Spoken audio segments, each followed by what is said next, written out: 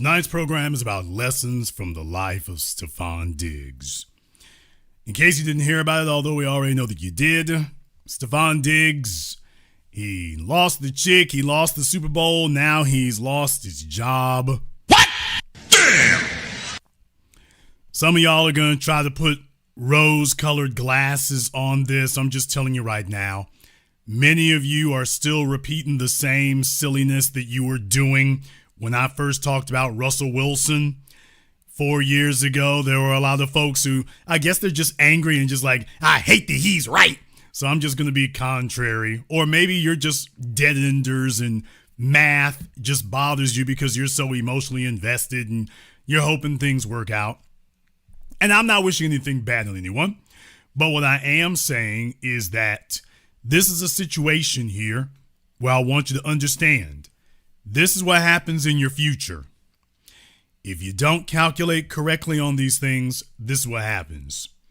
To have this occur in front of everyone like that, to have this occur in front of everyone, where he's got folk all around the world here, in reality, Stefon did not make that big a mistake. I know. You're thinking that Stefon made some big mistakes. In reality, he really only made one mistake. If he had avoided that, everything else goes differently. What's the mistake that Stefon Diggs made?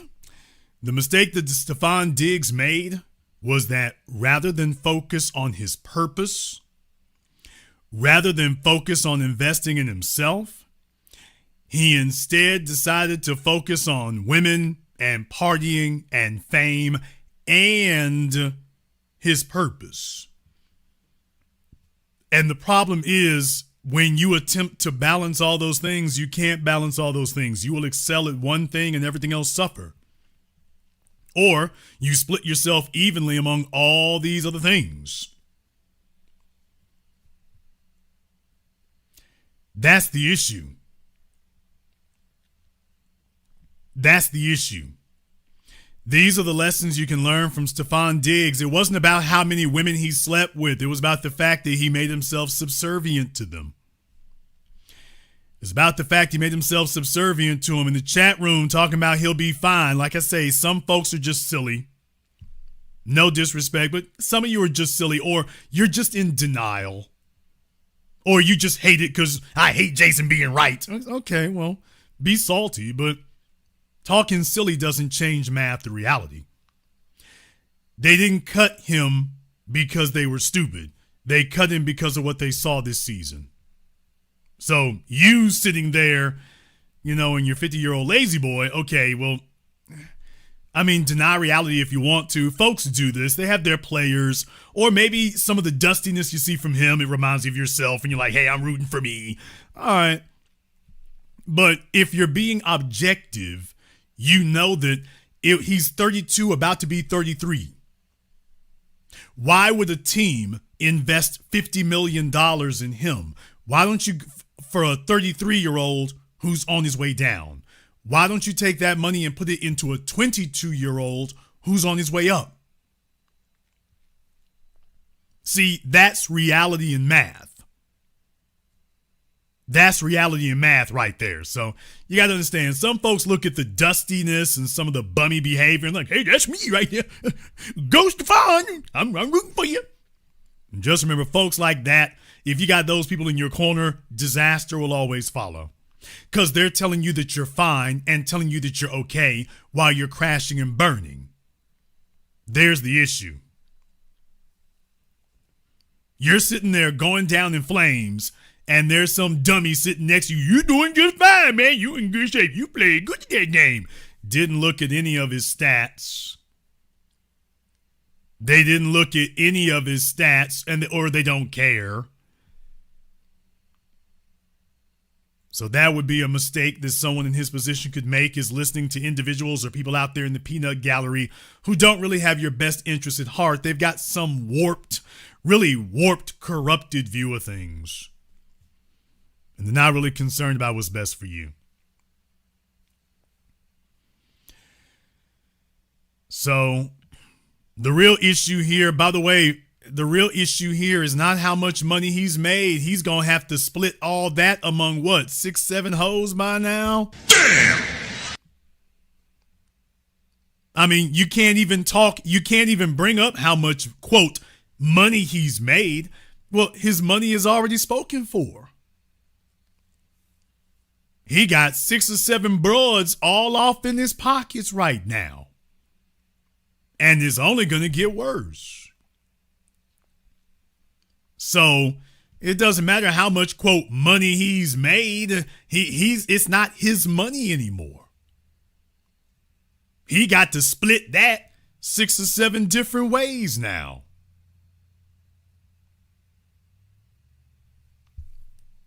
So it's like, is anybody doing the math here other than me? Okay, nobody's doing the math on this. It's all right, fine.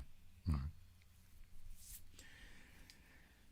However, what I want to talk about here tonight is the fact that there are lessons you can learn from Stefon because there are mistakes that he made. There were unforced errors, and I want to get deep off into this tonight, bringing you all some of the data about this. It's not about all the females. The problem was not all the females. You know my policy about that. Stefon, do your thing. If you want to sleep with every slut on Instagram, dude, line them up and do a world tour. Outdo Wilt Chamberlain if you really want to do that. I think I can find more positive uses of my time, but if that's the best you can do, okay. But play the game, don't let the game play you. And when a male goes around looking to give females authority and power over him, it's like, dude, you can't build an empire like that. You're basically a servant in servitude to all those chicks. The problem is not that he slept with a bunch of women. The problem is that he decided he wants to get a bunch of chicks pregnant. Now they're going to be on his back for the rest of his life. He has turned himself into a servant and a meal ticket for the rest of his life. That is the mistake that he made when he gave up his power. You see, the women came to you because they saw power, they saw influence, they saw leverage. And the mistake you made was you immediately gave away your power and your influence and your leverage. That's the problem. Not that you slept with a bunch of chicks, but that you gave a bunch of females your power and your leverage. That's what happened.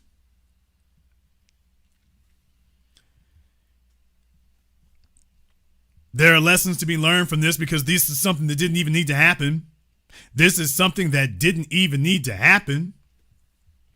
In the chat room, First Company, for anybody who sits up here and says something here, we'll give y'all 2 minutes to call in, and then we're going to make sure we have you on the line so that you can explain to everybody. So First Company, you need to give us a call up on Zoom. I'm very glad that you have so many thoughts. Very glad you have so many thoughts to give. So we're going to get you up here on Zoom so that you can go ahead and explain to everyone. So very glad that you have so much to say. Let me go ahead and get you up here on Zoom so you can explain to everybody exactly what it is that we all don't get. Y'all hating. So like I said, y'all, this is it's somebody's drunk uncle out there. Y'all, you hating right there. This guy's making every stupid decision known to man. Y'all hating on that. What's there to be proud of with that? I don't know. Let me hit the crack pipe. So we're going to go ahead and get you up here and you can explain to everybody. So you got 2 minutes to be on the line here. Everybody who wants to do that, that's perfectly fine. If you want to sit up here and defend it, go ahead. But you're going to have to do it on the phone, not in the chat room. You can't do it in the chat room. You can only do it on Zoom. So if you really believe that, then you have to get on Zoom and go ahead and show everybody what it is. Go ahead and show everybody what it is. Just understand, it's great in the internet era that when people say things and whatnot, they immediately can get called out and then the world can find out, is that actually a real thing or is it somebody else fresh out of drug rehab or something? And they're just saying things. It's Friday night, they drunk and silly. I don't even remember who I'm at. So, yeah. What do you say? Yeah, that was quick. There are mistakes that he made, but they are unforced errors, and I want to show you all what it is. This is an article that recently came out from Vice. This is an article that recently came out in Vice. These 10 states are really into polyamory. Nigga, what? Yep. While Stefon Diggs is out there getting himself handcuffed and shackled, I just thought you all should know that this is going on. Polyamory is one of those topics people pretend they're above. Right up until they're alone with their phone. Then it's, what is polyamory? What is polyfidelity? And, quote, how do I do this without setting my life on fire? A new report from the poly dating platform Sister Wives aims to gauge that curiosity by tracking search behavior among more than 15,000 of its users. The company says poly-related searches jumped 5,000% in the past 30 days. Damn! That kind of spike can mean a lot of things, including boredom, breakup season, so we go from cuffing season to breakup season, and people using Google as a free therapist. It still signals one reality. Plenty of Americans are interested enough in open relationships to go looking for instructions. There's also polling to back up the bigger trend. YouGov has found roughly a third of Americans describe their ideal relationship as something other than complete monogamy. Not everyone wants a full polycule with a whole network of partners and all the logistics that come with it. Plenty of people land closer to, quote, open under specific conditions or curious but terrified. Now, Sister Wives Rankings focuses on states with the most interest based on its search analysis. The top 10 look like this. Number 1, Texas. Number 2, California. Number 3, Florida. Number 4, Georgia. Number 5, New York. So New York's not at the top of this. Number 6, Ohio. Number 7, North Carolina. Number 8, Michigan. Number 9, Pennsylvania. Number 10, Illinois. This isn't a best at polyamory list. It's a most likely to look it up list, and bigger states have more people to do the looking, plus more dating subcultures to join once they do. That explanation right there is not sufficient. I'm just letting you all know right now, there's data behind the data. We're going to get into that in just a moment. The fantasy part sells itself. The logistics part decides whether it lasts. People do better when they set expectations early, keep consent ongoing, and talk through boundaries without dodging. So Vice here can just shut up at this point because they don't know what the hell they're talking about. Let's take a look at the data. Why did Texas come in number 1 and New York comes in number 5? And how did Ohio and North Carolina and Michigan make the list at all? Let's take a look at the facts. Number 1, you take a look at Texas. Texas has had a lot of people come from California to Texas. They haven't just brought themselves, they brought their lifestyles and their cultures with them.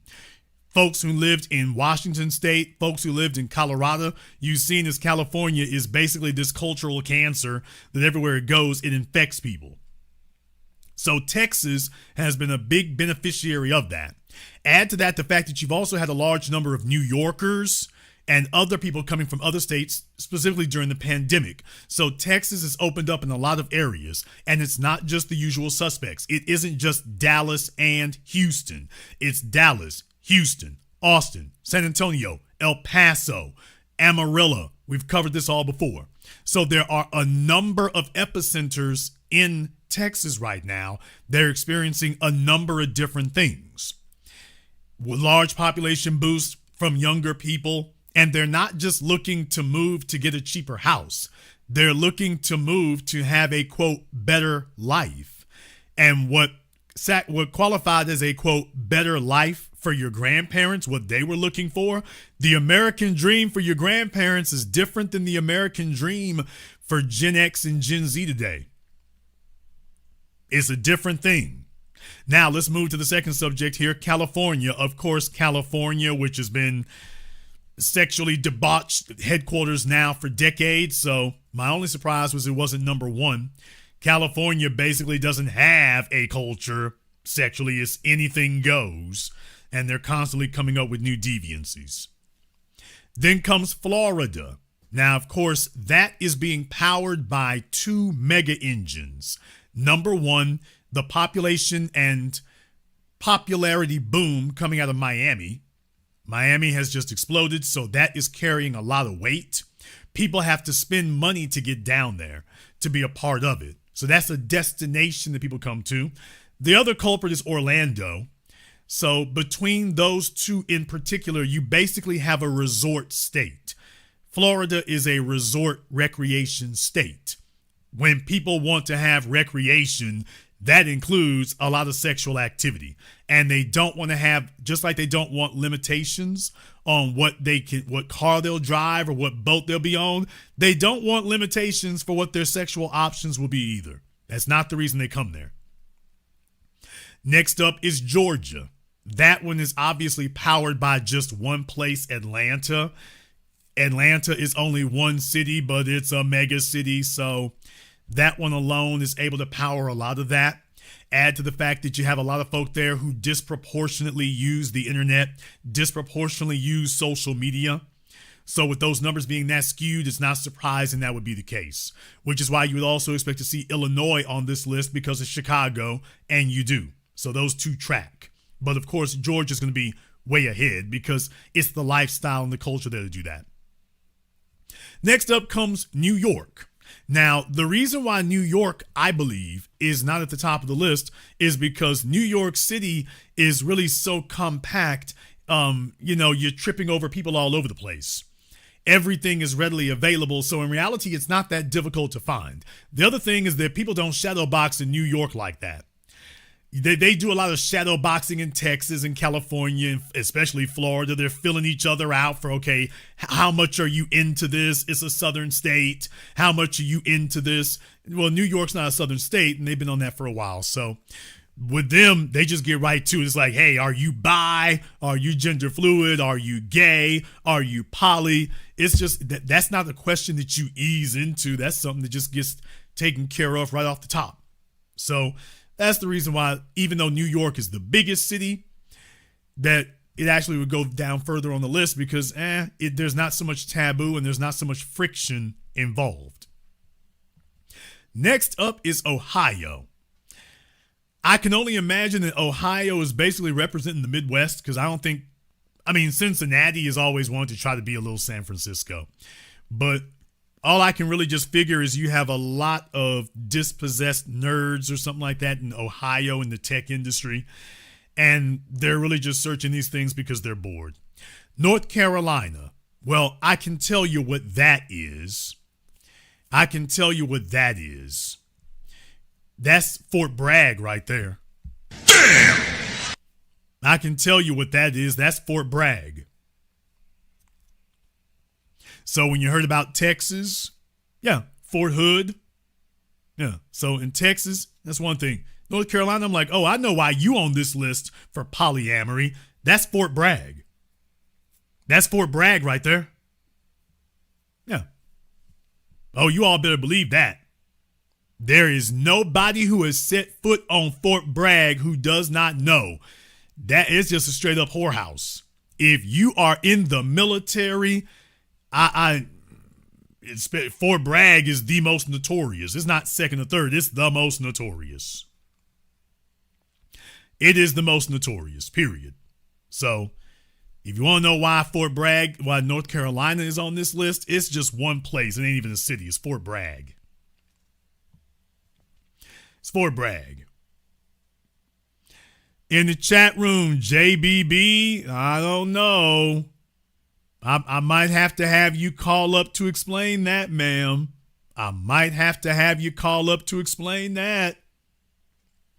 What about Charlotte? I'm just saying, that's a part of it. North Carolina's blowing up left and right, sure.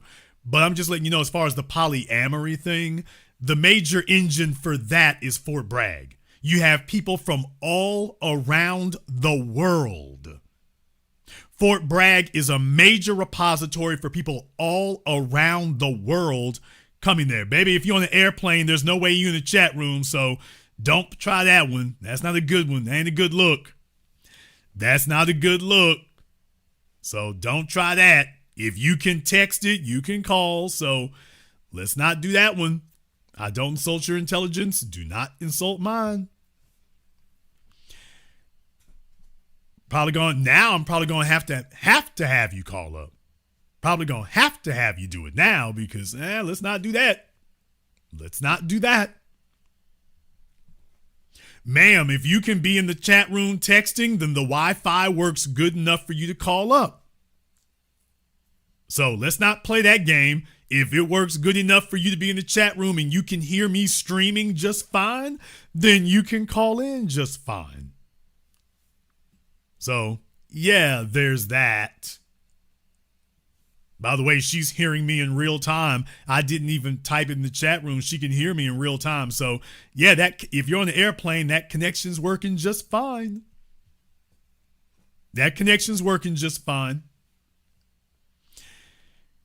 Next, we got Michigan. So, in the case of Michigan, I think that's a bunch of Muslims.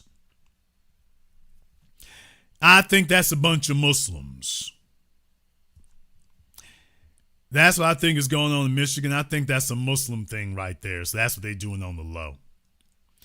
Then you got Pennsylvania. So between Philadelphia and Pittsburgh, a bunch of unreformed hotep folk. I think that's what you're seeing there. And then there's Illinois. So we've already covered about Chicago. So some of these major drivers of things, that's the kind of thing we're looking at there. Some of these major drivers from things. Let me see here on Zoom. I think we got company first here on Zoom. It took forever to get there. Let me guess, they're on a flight too. All right, company first. Thank you very much for giving us a call here. By all means, please explain to us what we don't understand. The way you laid it out, I mean, let's be honest. Stefon Diggs is living a life that most of y'all dudes, including you, and most of those dudes in the chat room are just jealous of. Let's just be honest. Okay, tell me what part of his life that I'm jealous of.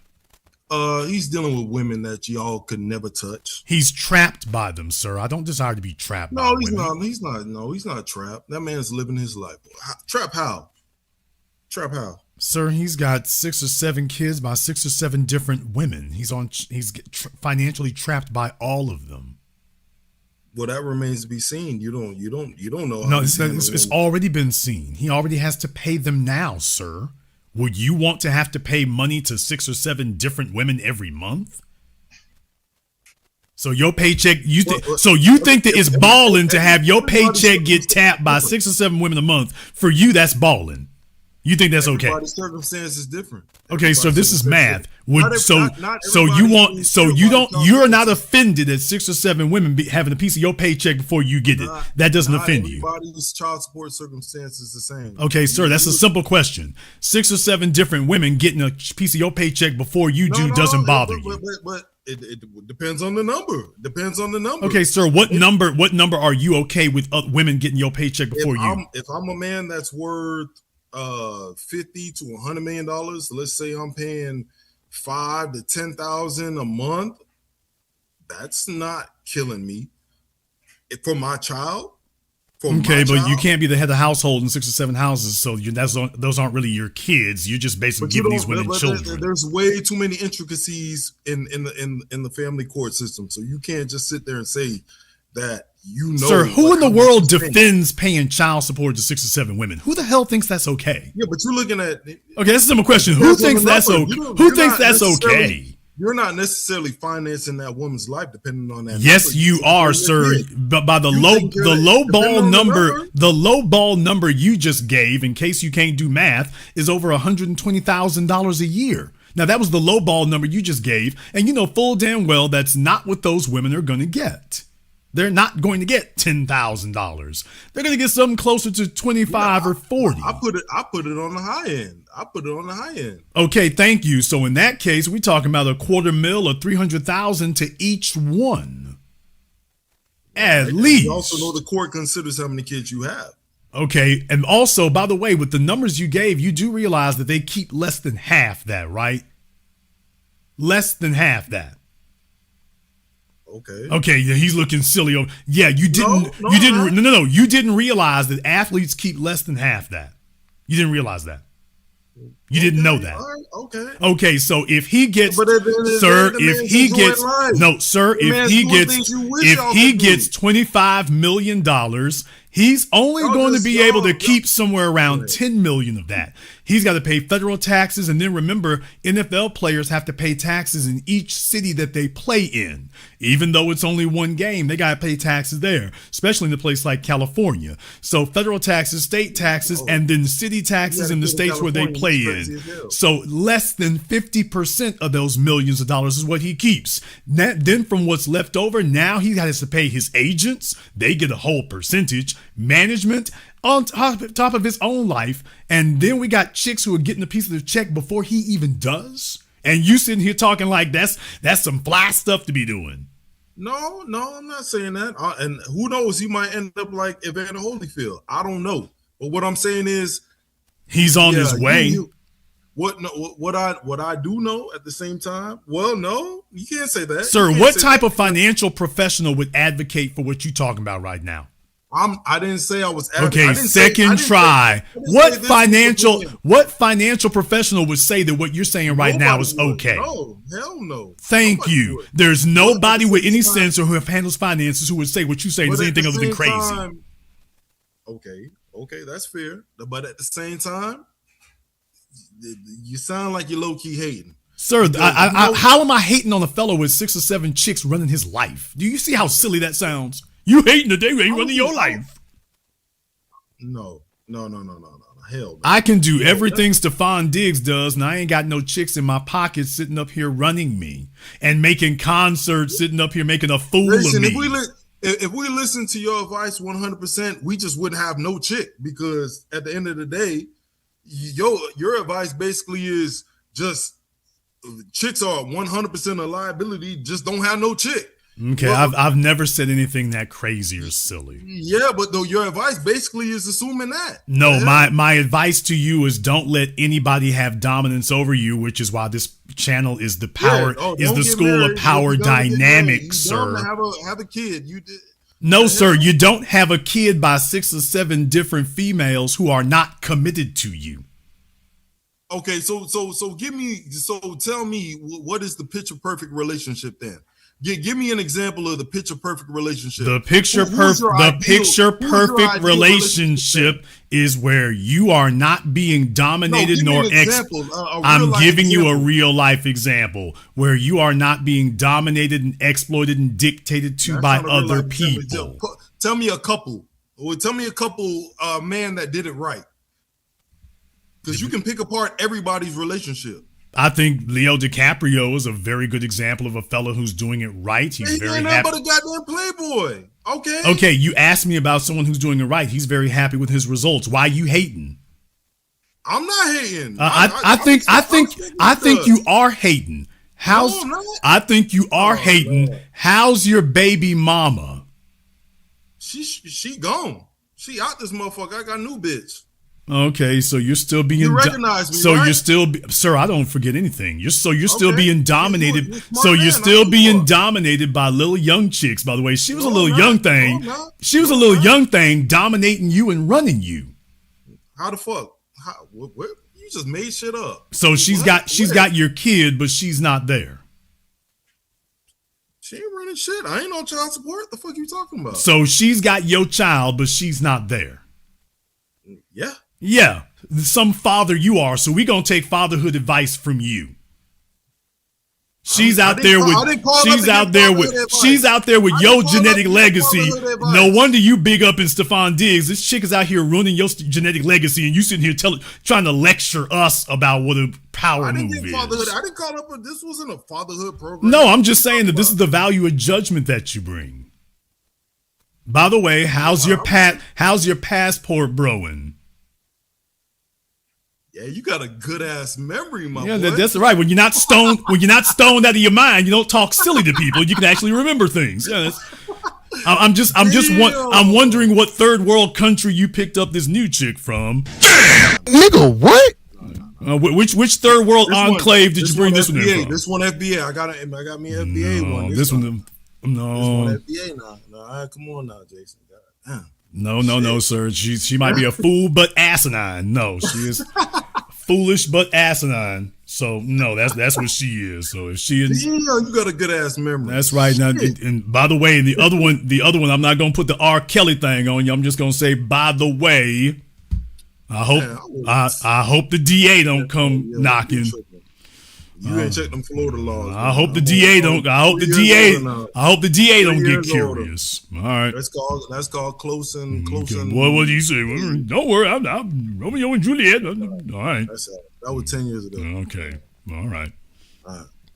Respect to you, Jason, man. I fuck with you, but I only call you when I feel like you on some bullshit. Okay. Well, all I'm going to say, folks, is if anybody believes that, consider the source. That's all I'm going to say. You heard him make his case. Consider the source. 9.9 times out of 10, I agree with you, but sometimes you be on some bullshit. So let the fellas go get 6 or 7 chicks to run your life, mess up your genetic legacy, mess up your kids, and find a new chick to lay up under so you can distract yourself from the fact that you have trashed your bloodline.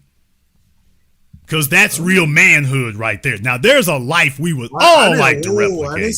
I didn't say Stefon Diggs is the goddamn example for all men. Why would I be hating on somebody who's embarrassing themselves on an intergalactic level? How in the hell? What's there to hate about? How is he embarrassing? Everything we just said. That's hating. Well, because what? Because everybody they want to pile on him because he got cut by the Patriots. Okay, he'll be picked up by another team. What the hell? Okay, first of all, you're hoping that occurs. That's the first thing. Stefon Diggs is dealing with several injuries. This last season, take a look at his stats to anybody out there who's in denial. His stats were not nearly as good this year, and the Super Bowl showed that. So another team is going to be getting a 33-year-old dealing with injuries. His off-the-field activities are clearly a distraction, and he isn't easing off of it. That's the reason why they let him go. Okay, sir, he's not getting any younger. Do you think he's going to be a better player next season than he is this season? No. So you want another team to pick him up when you just admitted that he's a depreciating asset in real time. And you expect another team to pick up a depreciating asset. Yeah, for a lesser contract. Yeah, they will. They do it all the time. With legal issues and all the other trouble that he has. You think another team is going to be chomping at the bit for that? Yeah, they do it all the time. If you're talented enough, yeah. You know what? You're absolutely right. I can remember another one. His name was Russell Wilson. Damn! And I keep reminding people about that. So the issue is not whether or not another team picks him up. I'm not saying that that's going to be impossible. I'm saying it'll be stupid and foolish because it's all over but the crying at this point. So for those of you who are taking a look at him, and as I said, y'all, the folks defending him wish they were like him. Man, I wish I had $20 or $30 million, and no girl wouldn't run out with the kid. So, but they wish they could be like him. I don't wish to have my life all screwed up, messed up, and hoes sitting up here making trouble, and you're sitting up here screwing off major opportunities. He's going to just basically have given away millions of dollars that he should have held on to, because this thing can be over at any moment. To do what with exactly? You can't take it to the grave, Jason. No, but you're going to have to live in the meanwhile, and he's a young man who got a lot of years in front of him. This is why your talk right here is why NFL players, 80% of them end up broke within 5 years of retirement. This talk right here. I know what you're saying. No, I'm not. Now the word that you have said has been about the future. You have not said a word about the future or about future planning or about future preparation. You haven't even thought about the intricacies of what he has going on with his situation. I know the intricacies of what the hell we see happening every damn day. He's got a personal chef in his house, and I don't care if he was gripping the butt cheeks or not. Clearly, she's a disciplinary problem, and she's sitting right there. Now, it's one thing if you got some chicks you meet every once in a while. Stefon keeps trouble right next to him year after year to the tune of millions of dollars now. He just had a kid with Cardi freaking B of all damn people, because we all know that's going to end incredibly well. And now the very next thing that happens is she went to the Super Bowl because she was hoping there's going to be a come up, and somewhere between here and there it all went to hell. And now y'all are just hoping against hope that he can get one more contract. And why? So he can split it with these other 6 or 7 people. None of you are looking forward. And like I say, when you called me years ago, it's the same thing. It's just you don't think about tomorrow. You just think about what's in front of you right now, what's in front of your face. No foresight, no anything. I'm not going to let you put that on me at all. I'm still doing good. Dude, I'm reporting the news. I'm doing great. You call having a baby mama running around the world with your kid? Great. That's great. If it doesn't work out, what the hell am I supposed to do? Stay there? What you want me to do? What that tells me is your bloodline and your genes are useless. So what's the alternative? You have a kid with somebody and it don't work out. What are you supposed to do? You are supposed to be jealous. You are supposed to be jealous and possessive of your genes, unless of course your genes are worthless. Yeah, I'm in my kid's life. I'm supposed to stay with her. What am I supposed to do? I don't. What's the solution? I don't know. Yeah, because he thinks I'm gonna move on. You cannot be ahead of household to 3 or 4 different households. I still see my kids. I see my kid every once in a while. Okay, because that's ideal right there. So as I said, these folks don't do any thinking ahead. I'm not on child support. I see my kids, and I don't know what else you want me to do. Why would she have you on child support? How would that even work? I mean, you making me sound like some deadbeat nigga on child support or something. I'm not making you sound like that. I'm saying you're a deadbeat nigga who can't be on child support because there's nothing to take. There's nothing to get, and that's why the chick behind you just giggled because she agrees with me. The chick behind you just giggled because she agrees with me. No, she's probably giggling because she probably just like, what the fuck? What chick? Damn. Okay. What are you talking about? You just making shit up. Okay, yeah, she giggled because she was like, "Damn, this is reading the mail." She probably like, yeah, because she probably like, what the fuck is going on right now? All right, there you go. All right. Thank you very much for giving us a call here. So yeah, y'all, it gets bad when they start clowning themselves. When they start clowning themselves, that's when you know it's in trouble. Yeah, y'all, you think Jason is making this stuff up? It's like, okay. Let's see, she back there laughing too. So yeah, she's laughing along with us. She's laughing along with me. And that's right, folks. We're all haters. We're all haters is what we are here. Yeah, we all wish, all the men listening right now, we wish we had 6 or 7 chicks off in our pockets. So we can join the caller and have 6 or 7 chicks in our pockets. Oh, yeah, and another thing, there's a reason why folk are afraid to call me. It's like, damn, Jason, I talked to you years ago. You remember? Yeah, I do. Oh, damn, you're not like anybody else out there. I said, okay. Yeah, when you start reading the mail, because he wasn't going to volunteer that information. If I didn't remember it, he wasn't going to volunteer any of that. Once I start reading the mail, it's like, okay. Okay. So, look, when a fella is losing, he tries to drown himself in things. He tries to drown himself in liquor, booze, gambling, women, excursions. When a man is winning in life, he wants to be locked in and dialed in. He wants to have his fingers on the pulse of everything. When a man starts talking about what he's not concerned about, it's because you've lost power and control. You've lost power and control. And so you don't have that anymore. You don't have that anymore. So, yeah, man, these are the states where it's piled up, and Stefon Diggs, if you're going to the fellas out there, ain't nothing to hate on. I'm not mad at nothing Stefon was doing. I'm just like, when you start doing dumb stuff, I'm not going to endorse that. So Stefon, go to Texas, California, Florida, rack them up, stack them deep, sell them cheap. But Fellas, the lesson to learn from Stefon is if you want to run through the chicks out there, I mean, set up the subway. Do what you do. But don't sit up here and start making excuses for being stupid. And damn sure don't act like that's a flex. You know, them broads gonna run me, but you can't take it with you. Okay, well, if they in your pockets, you can't use it here. You can't take it with you. Okay, but she shouldn't be taking it with her. All right, we got Jay here on Zoom. Jay, what's on your mind? I got to refute what this brother is saying. I'm on child support and I got 2 more months left. And I will tell you this.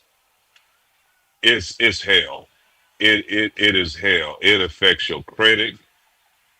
In the state of Texas, you got to pay up to 18 years unless they graduate, from high school and everything like that. I mean, about time I finished, I would have paid over $100,000 in child support. That could have went on a 401k. And it's not a flex to have multiple kids from different women. You have no control. A lot of times us men have to, in order to keep the peace with that woman, we have to come a lot of times from a weakened position. A weakened position just to have some form of peace. Because a lot of times men don't see the other side of some women, how manipulative they can be, because you have the courts, you have the law and everything against you. What Jay is trying to tell y'all is that what the previous caller is completely oblivious to is that when you're on child support, you can talk about, or even if you're not, if you have a kid with a chick, you are basically living at her mercy because she's got the system and the law behind her. And you cannot undo that. So every day you get up and she ain't gone to them people on you, that's not because you're so great. That's because she's decided she ain't gonna do that. But that could change at any moment. That could change at any day. So you are getting up day by day living at her mercy. That's no way to live. Yes. And not only that, I mean, I am 50 years old. You know what I'm saying? And I live in an apartment. I won't be able to get a house because it goes on your debt. People don't understand that. It goes on your debt. You can make 100,000+. They count that against your credit and everything. Every time I don't even look at my credit report because it's on there, like student loan debt. You know what I'm saying?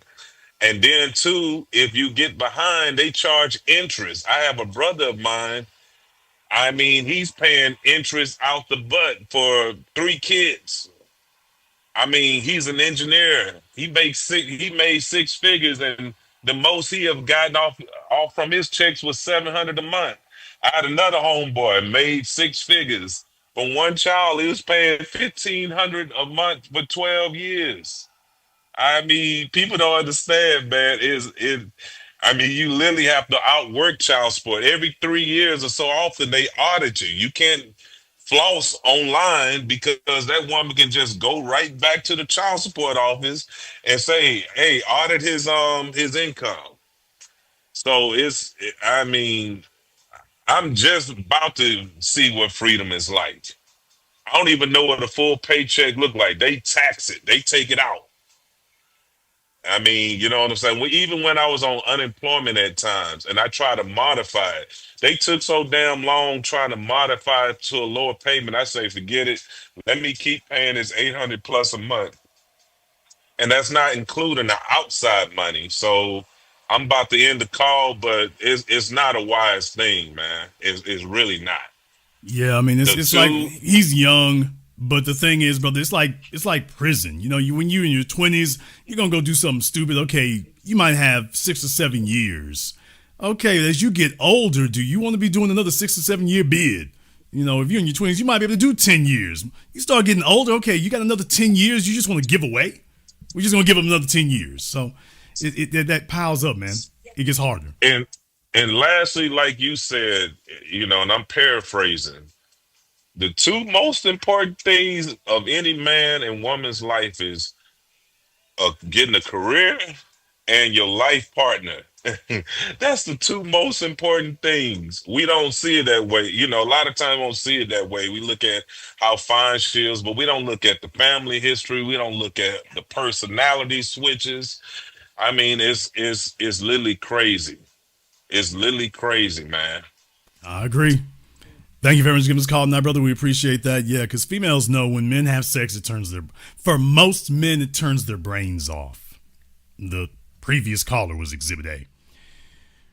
But first, for most men, it turns their brains off. It turns their brains off. There's the real issue. I want to go a little bit further than this because I want to go into lessons from the life of Stefon Diggs, things that he could have learned. There are lessons in here because there are a bunch of other men who are getting the damn point right now. This in from the Independent. Hell on earth. Men share why they avoid singles nights. To the ladies listening here, lessons from the life of Stefon Diggs. He could have learned a lot from this. Says here, Olivia Petter's report on the challenges of getting men to attend singles nights prompted a flood of responses from male readers sharing their own experiences of dating. Rather than rejecting the premise outright, many used the comments to explain why events like these hold little appeal for them personally. Well, yeah, that's the way it happens. Men don't sit up here and start whining and moaning about things. The men are always explaining what the problem is. It's just that the media doesn't want to hear that because they want to keep you thinking like Stefon. It's like, okay, you're suffering in silence. You're suffering in silence, and hopefully you'll just sit there and keep suffering.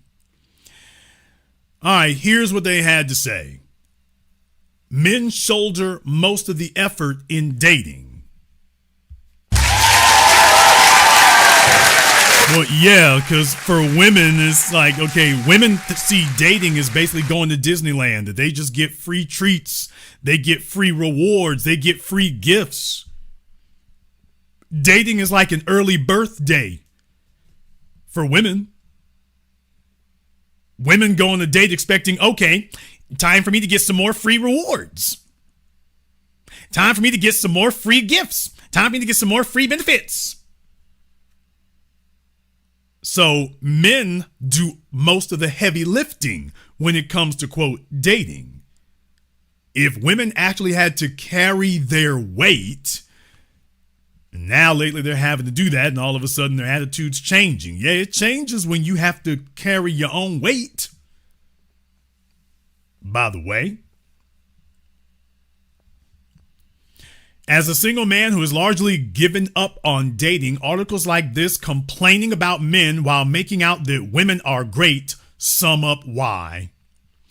I'm expected to put the vast majority of effort into dating. I take the risk of rejection in doing the asking out. I arrange the date, usually carry the conversation. Well, fellas, we all been there, haven't we? Some chick who's a total bimbo and whatnot, and it's like, okay, it's like you're talking to a styrofoam cup. Frequently, I'm expected to pay. Then this process repeats for future dates. There shouldn't be a future date if the first one goes bad, fellas. The majority of women I met seem to think turning up was all this required for me to woo them.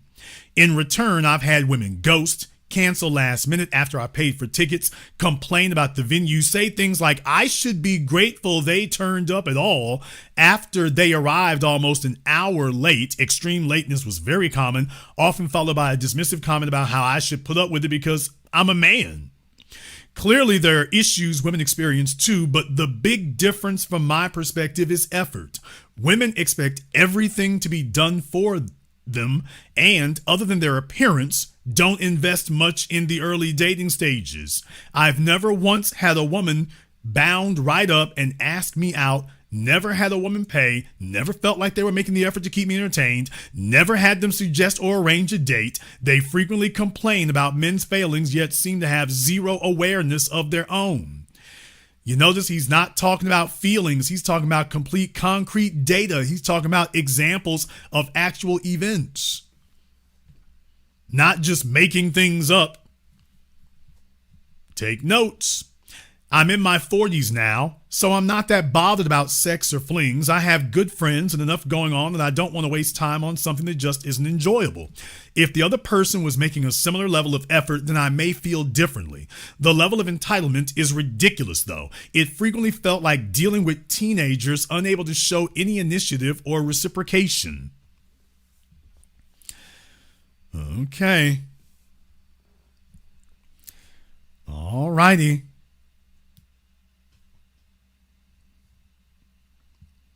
Who tries harder in today's dating landscape? Men, 82%. Women, 4%. Both equally 7%, neither 7%. The 7%ers are wrong. Men are used to being rejected. Damn. Okay, the problem with that is who wants to go into unpleasant experiences? So, there's that. Attending an event like this is a higher risk for men. Social vulnerability is something that men are culturally punished for showing. Men are used to being rejected. Women are often the ones rejecting. Experiencing this again, but with an audience, can't be that tempting. This type of event also favors verbal fluency, emotional expressiveness, and social confidence, traits that suit how the average woman socializes better than men. You describe this as men suffering from pride or a lack of motivation, completely ignoring that the format itself is flawed. If you want something more than that, involve some sort of activity. Add some sort of competition with built-in conversation starters, a quiz, cooking, cocktail making competition. Why not a go-kart event? A great night regardless of the social outcome. Okay. My two best dates were a trip to IKEA and one where the girl showed me some great biking paths in the forest. The latter one is now my wife. Okay. I have something to say to that too, by the way. I have something to say to that also. I have something to say to that also.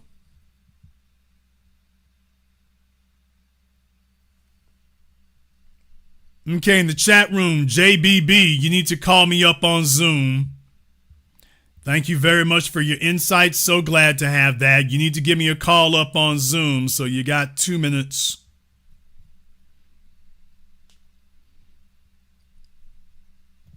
Okay, they think it's a show.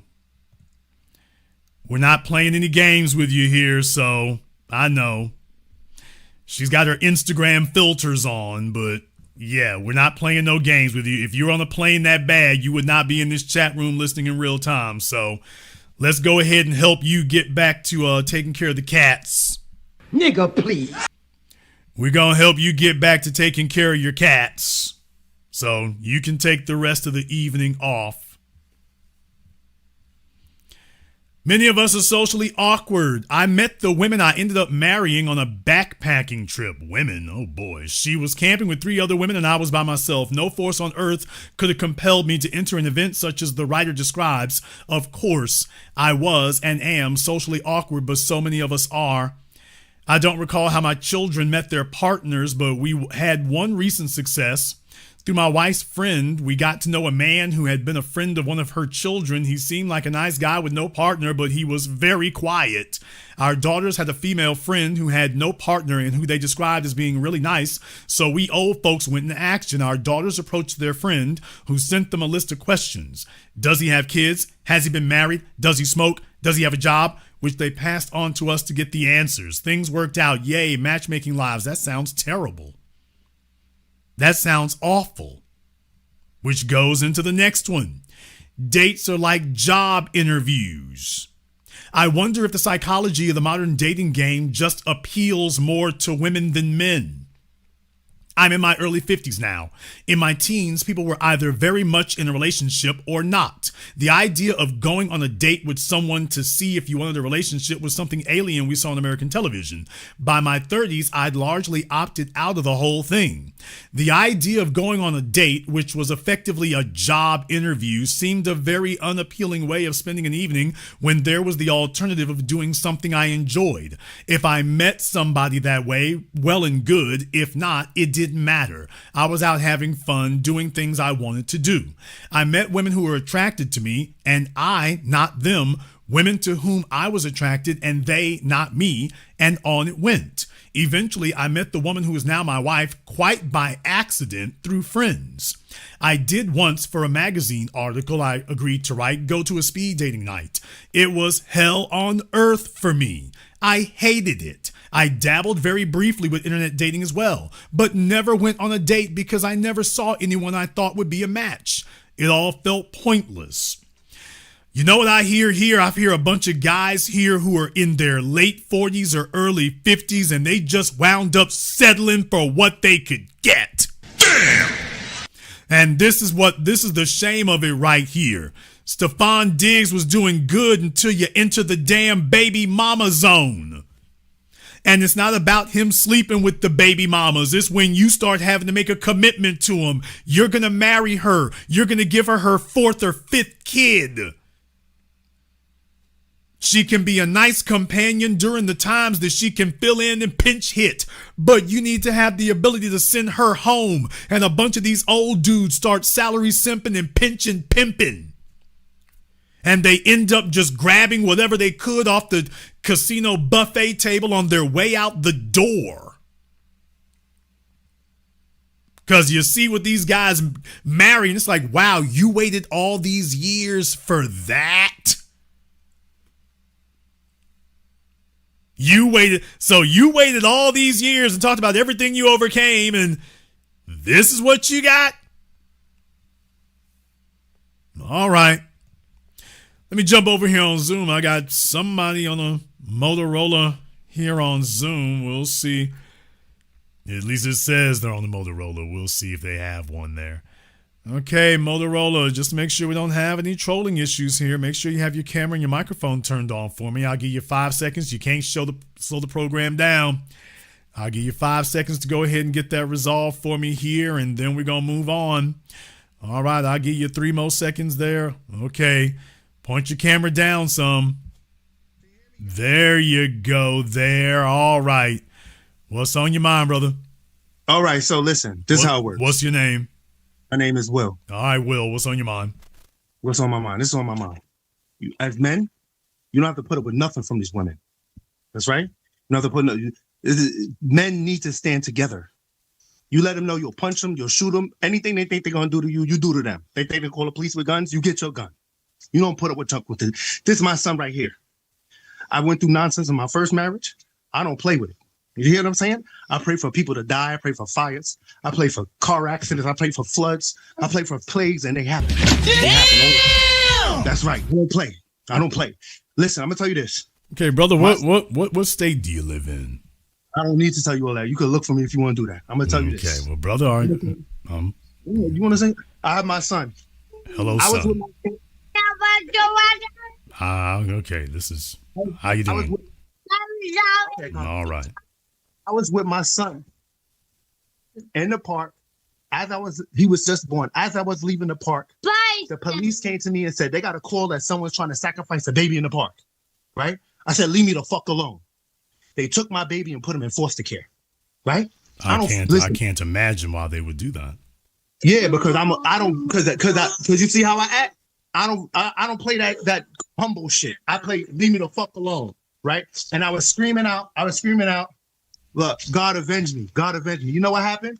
A month later, their police station got flooded. And that was only one thing that God let me see do to them, right? Let me see what do to them. So, and another time a police try to arrest me, they caught cars crash into each other. I go around, I look for bad guys. You hear what I'm saying? I seen the police messing. I can't imagine why the police will want to arrest you. Yeah, because I don't play with them. I seen him messing with a young boy. Clearly. I said, yo, did you call his parents? They ain't call his parents. Then they started messing with his cuffs, trying to get him to react. I said, I'm going to hit you with my car if you try to do something to him. I'll throw bottles at you. I'm going to do whatever I got to do to you to stop you from murdering him. I don't play with these cops. Another time, these cops were messing with a homeless man. I said, yo, what you bothering him for? They said, he's running into traffic. I'm like, yeah, he's trying to get away from y'all. I told the homeless man, get my car. They said, get out. I said, no. I said, listen, I'm telling black people.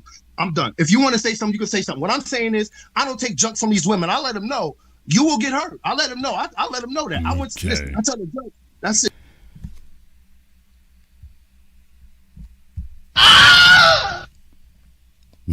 Okay. Y'all didn't see what I see over here, but yeah. Yeah. Alrighty. Somebody is, I don't know if they off the meds or on the meds, but yeah, brother, he's ready to make the news. He is ready to make the news, so, oh boy. Wellness check, please. Wellness check, please. I've got a bunch of male callers tonight. Don't take none of they damn advice. Damn! Don't take any of these fellas' advice tonight, y'all. I've had one caller so far tonight that you could take his advice. For everybody else, disregard. You'll end up in child support court or criminal court, one or the other. So you're going to be on child support or on trial. I'd like to spare you either one of those. All right, let me jump back over here on Zoom again here. I got my man Sage up here on Zoom. What's on your mind, brother?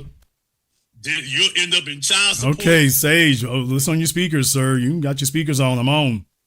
How about that, brother? How's everything going? All right, what's on your mind? Black first, brother. So I wanted to ask you a question. Being a dude in his mid-30s, having a career, owning your own car, and now owning your own house, have I priced myself out of the market, basically, for certain females? And if not, how do you find that level of female that you're actually looking for that's on the same wavelength as you? Okay, well, first of all, let's deal with a couple of things there. I've got my own house and got my own car. So in other words, we're an adult. Damn! Yes, sir. Basically. So Jason, what do I do if I'm an adult? Okay. All right. Well, how do I know I haven't priced myself out by being an adult? I'm rather optimistic you probably haven't. All right, here's the thing you have to keep in all seriousness, here's the thing you have to keep in mind. You are judged against the ceiling, not the floor. Too many people, both male and female, what's happening wrong here is they don't have a sense of self-awareness because they're judging themselves against the floor. If a chick has 4 kids, she's like, well, I know a hoe who got 7. So she's like, I'm doing great. If a chick is a size 16, she's like, I know a heifer who's a size 20. So she thinks she's doing great. The chick who's a size 16 is not looking at the female who's a size 6 and then gauging herself against that.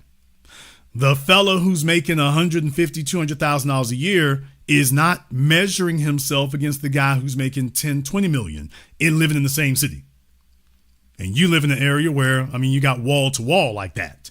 So your competition is your ceiling, not the floor. That's not your competition. So you have to take a look at that and say, okay, how competitive am I against that? Because whether you like it or not, or whether you even think it's practical or not, females are aiming for the damn sky. They're aiming for the ceiling. They're not aiming for the floor when it comes to men. For themselves, they disregard even if she flat on her back on the floor. But she's looking up at the ceiling. She's not looking down at the floor. So at the end of the day, that's your competition. Is everyone above you, not everyone below you. Look at that and then ask yourself, am I competitive? That'll start answering more of your questions. Because that's where the females are looking.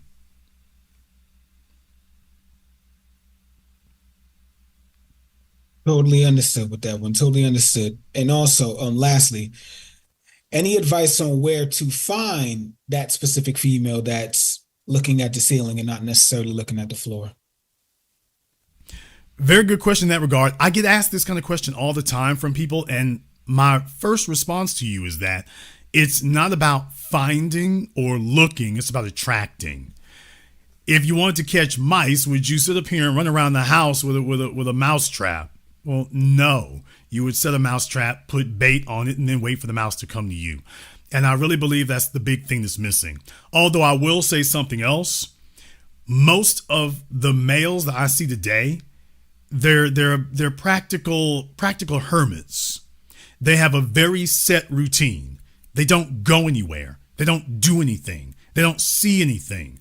They make it a point to keep to themselves. Now, as black men, I can understand there's a certain practicality to that, because when you were young, you were taught that keeps you safe. And it's right, it does, because it's a wild world out there. But by the same token, we've raised 2 generations of males who have become basically quasi-introverts. I can't even say quasi-introverts. In many ways, they become introverts. They don't go anywhere. They don't do anything. They don't see anything. As a result, they've robbed themselves of the ability to, number one, develop themselves, not meet other people, develop yourself. You learn when you go places, do things, experience new stuff, challenge yourself. And then when you come back wherever you live, you're bringing that with you. That's what gives you personality. Most males today are actively trying to avoid that. Actively, not passively. Actively saying, yeah, I don't want to go anywhere. I don't want to do nothing. I don't want to see nothing. I just want to stay out the way. And what I'm saying is that robs you of being an interesting person. So even if I shove the right female in front of you, it's not going to go anywhere because you don't have very far to lead her mentally or intellectually. A female wants to know where we're going.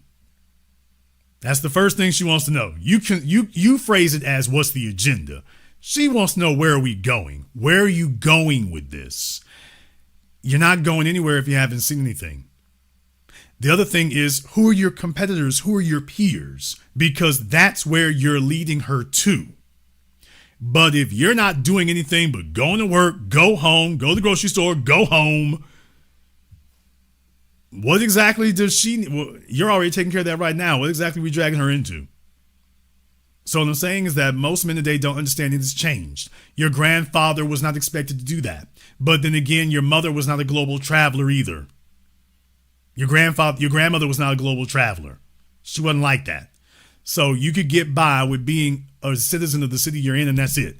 Well, that's not where you're at today.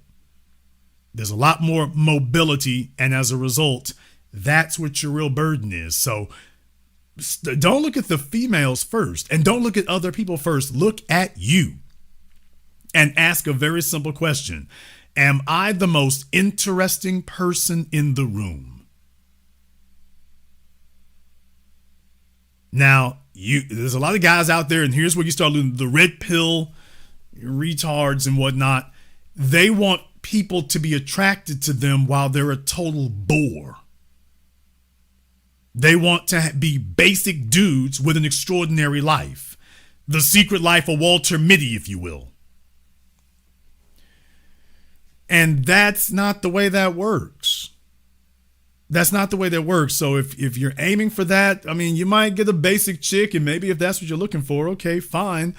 But those are all over the place. How in the world are you missing it? How are you missing it? Now, without me speaking out of turn, I think I can say you're near New York City. Yes, sir. Okay. I love me a New York chick. Y'all got plenty of them up there and whatnot. I come through every once in a while when I have an opportunity. I love a New York chick, although I can also understand what your problem is. New York chicks tend to be standoffish and aggressive. I understand. They tend to be belligerent, so that the New York females, y'all are doing yourselves no good. However, us Southern niggas, when we show up there, it's like, okay. So for you all, I can understand. You kind of get tired of it after the third or fourth decade. I get it.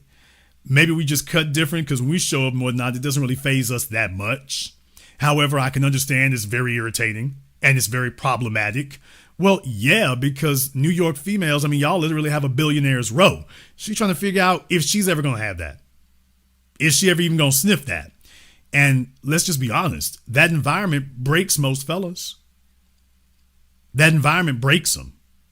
So most of them end up starting out good, and then by they just get beat down, and next thing you know, he just wants to get by. No female gets with you thinking she's going to have to give up things, much less give up, ambitions, dreams, aspirations. No female gets with you thinking that's what she's going to be doing. That's the purpose or the goal of being with you. That's not what she's thinking. That's not. So the biggest and best thing that men can do is become interesting, develop a personality. The whole point of having hobbies is so that, yeah, you excel at something, but it gives you something that builds your confidence.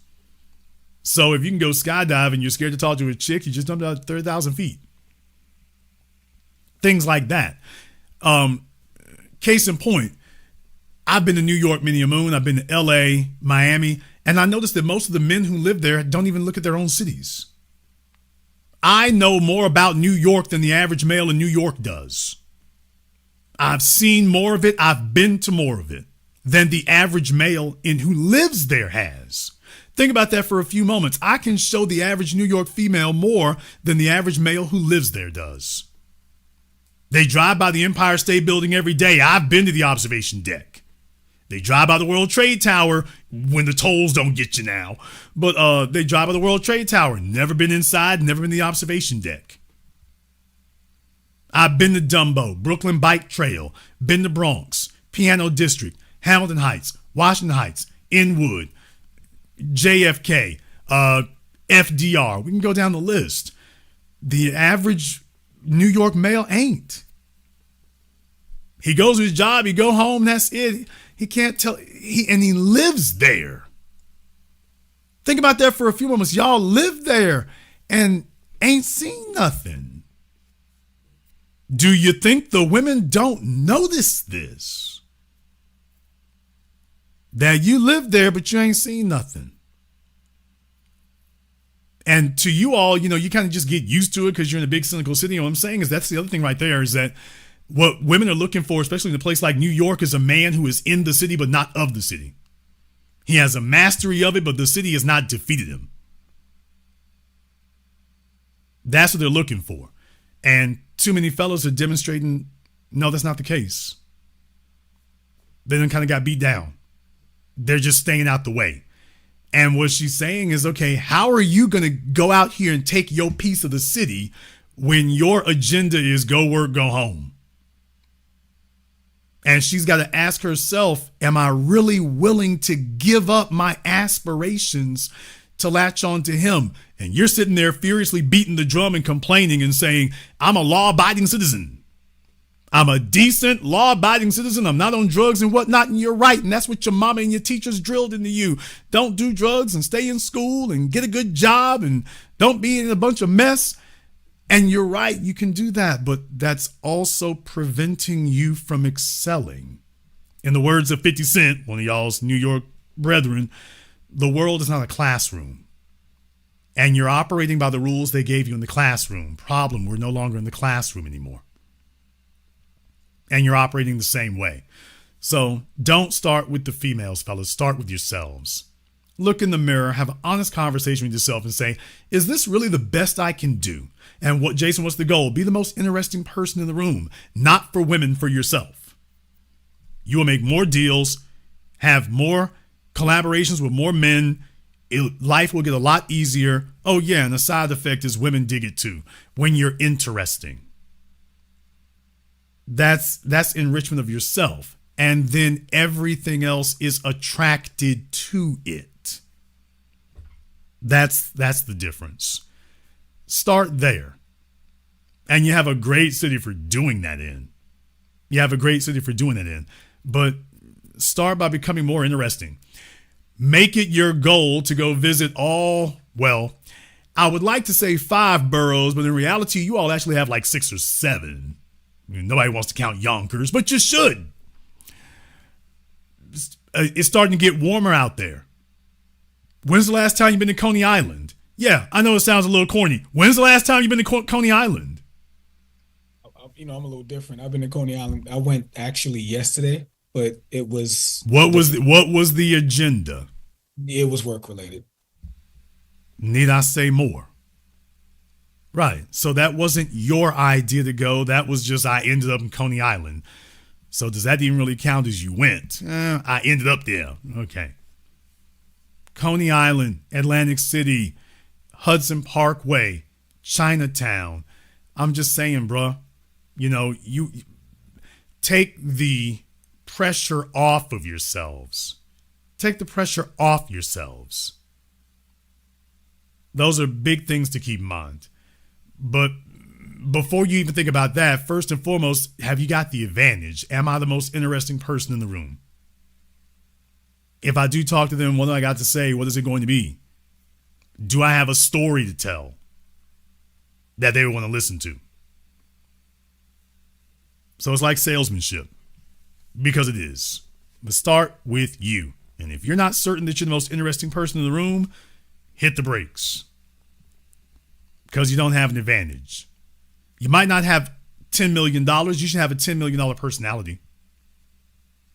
See, fellows who are a lot more broker than you, they understand that. Okay, I might not have six figures. I can have a six-figure personality.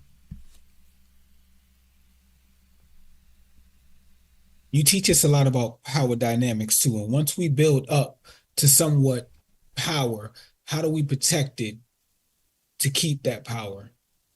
Okay, first of all, you have to have it. That's the first thing. Power cannot be speculative or theoretical or imaginary. You got to actually have it. So you don't learn to protect power theoretically. You learn to protect it literally. Because the process of gaining it teaches you who you should have around you and who you shouldn't. Now you start properly gauging, okay, if these folks can't do what I do, they shouldn't be around. Now it becomes about sussing out who's not supposed to be there. But that's not really something you can do theoretically, because you're not going to learn anything. Because it's not like people walk up to you with a t-shirt, hey, I'm trouble. That's not the way that works. But first of all, you have to get some power first. You have to get some. For those of you who live in major cities, I got the same thing I tell all of y'all. You're supposed to have $1 million plan. If you live in a major American city, you are supposed to be a man with $1 million plan. And I said million with a mill. You are supposed to have a 7-figure plan. If you do not, you are not ready. Or at least just get ready to compete at the bottom. Because it's going to be that. So first and foremost, start telling yourself you got to have $1 million plan. The folks you're around, the circumstances, situations you're in, that's all going to change. Because it has to. When you start making that your aspiration, the folk you start dealing with on a daily basis are going to change. Yeah, it has to, because you're not just work a day anymore. So you're doing different things because you have to. But if you have not made that your agenda yet, no, it doesn't work. So you're going to have to start making different decisions. Start investing in yourself, mentally, emotionally, physically, oh yeah, and financially. It cannot be about how much stuff we can buy. That's not gonna, that doesn't increase your value. What increases your value is how much you've invested in yourself and how much you can. So for every male in a major American city, you need to have $1 million plan. Please understand, the average female does not have $1,000 plan. Do you realize how many orders of magnitude above her you are when you got $1 million plan? Because even in New York City, the average female does not have $1,000 plan.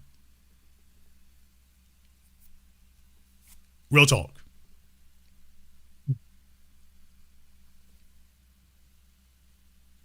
And also, well, this will be the last one too.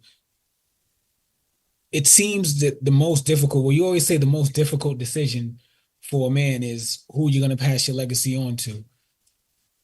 When you come in contact with such, I don't want to say low IQ, but let's use Cardi B as an example. Females, because she's from New York, females like Cardi B, how do you protect yourself basically from them? What could Stefon have done to protect himself from her in the beginning? Cardi B is not, I mean, the problem isn't to protect yourself from Cardi B. In reality, Cardi B needs to be in her damn place. That's the real thing. I can fool with Cardi B with no problem, but I actually have an agenda. I have an agenda. She's under management. It's not a bunch of goofballing going around. She's going to be under some directions, which is what she's looking for. The problem is she's also looking for an exorbitant amount of attention. And that's her shortcoming, that she keeps bootstrapping the desire for those things from that. And so she wound up grabbing the best she could do. Now, I would not make a commitment to her. That's not the necessary. But the real thing is you have to have an agenda. Where Stefon messed up at is he just found another chick to get pregnant. He doesn't like her. He doesn't like her. He doesn't even know her well enough to like her. She's just somebody who was willing to throw her legs open for him and not bite him. Or if she did bite him, she didn't bite him very hard. Or at least not hard enough to run him off. So he doesn't have an agenda for you except, yeah, want a baby? That's not an agenda. Well, not one worth having. So in reality, Cardi B is going to be cool with somebody if the fella sits here and says, okay, here are the rules. This is how this is going to be. Because that would be new for her. Men who are not trying to placate her. And men that she doesn't make the rules for. And plus, they don't play that garbage game she plays about why she's really there. It's like, yeah, baby, I know you got your agenda. You can just sit that down. We ain't rolling with that. We rolling with this over here. That's what she's really waiting for. She is really waiting for a man who says, here's the agenda. I don't need you to bring me your game plan. You keep doing what you're doing, but I don't need your game plan. I got one. So when you spend time with me, that's the playbook we running. Right there. She's choosing guys that she feels emotionally safe with, but she's emotionally safe because she can dominate them. Yeah, but all she can really end up doing is making drama. Which is what it ends up being. So Stefon, he would have been a whole lot better if he had just given her a position and let her play that position and keep her in it. You're not wife material. You're not even divorced from the man you married to. Okay, you just living completely reckless and foul. If she would have respected him if he had shut that down and be like, holla back at me once you get this paperwork straightened out. When you get all that finalized, holla back at me and we'll see about getting you your side chick position. You don't even have to mince words. She got on Damn Me Instagram, pregnant as hell, bragging about it. He didn't have to argue with her about that. She got on Instagram bragging. That's what it is.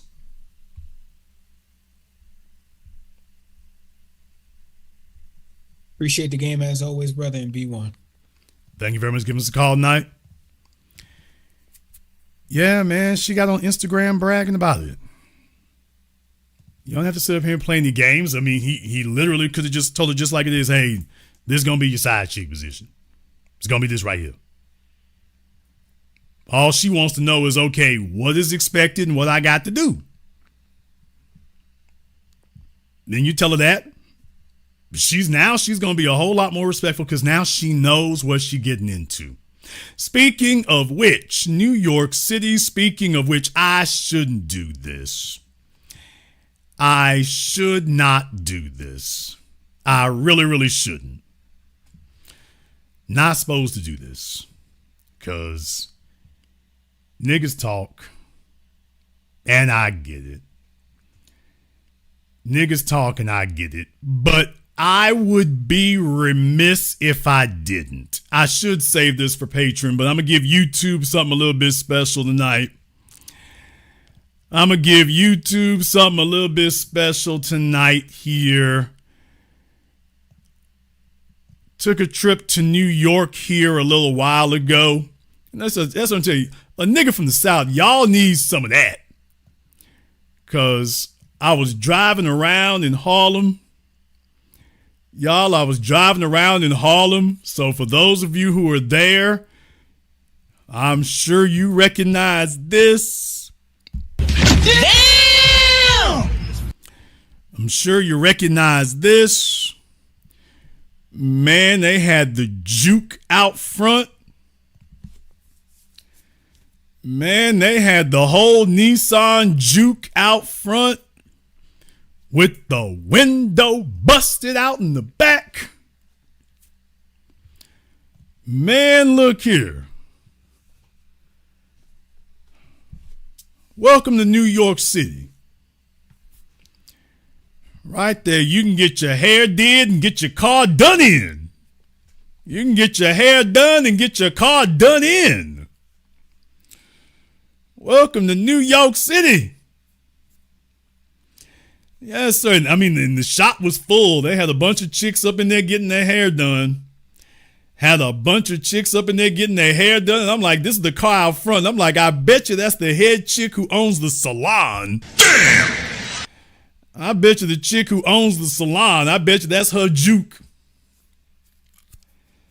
I bet you that's her juke sitting right there. So I saw that. I said, man, what in the hell? What in the hell we done got into here? What have we gotten into here? Yes, sir. I'm like, okay, you're going to have to do a lot more. And it was cold when I was there. It was like right after it snowed. So I got there right after it snowed, and you can see what the condition the car is in. So, yeah, you just sitting there being AC'd. You are sitting there being AC'd. Yes, sir. It's got its own air conditioning that you cannot turn off. So this is what it means to live in New York City.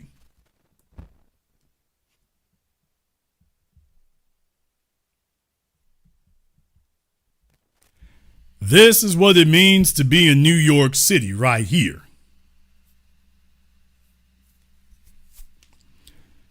This is what it means to be in New York City, y'all.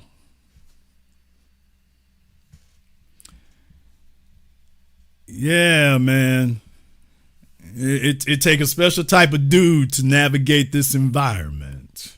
So for those of us from the Deep South, it's just another day, but yeah, that's what it is. That's what it is.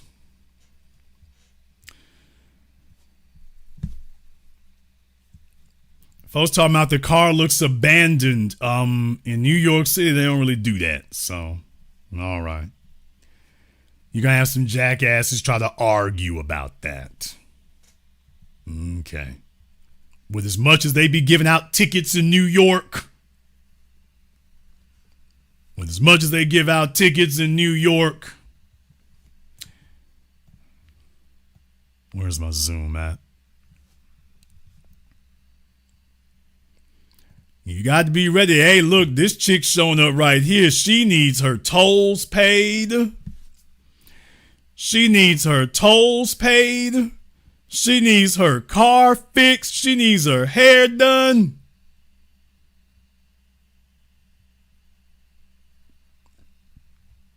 I mean, she's getting her hair done. Y'all can see her right now. She needs the hair done, the cell phone bill paid.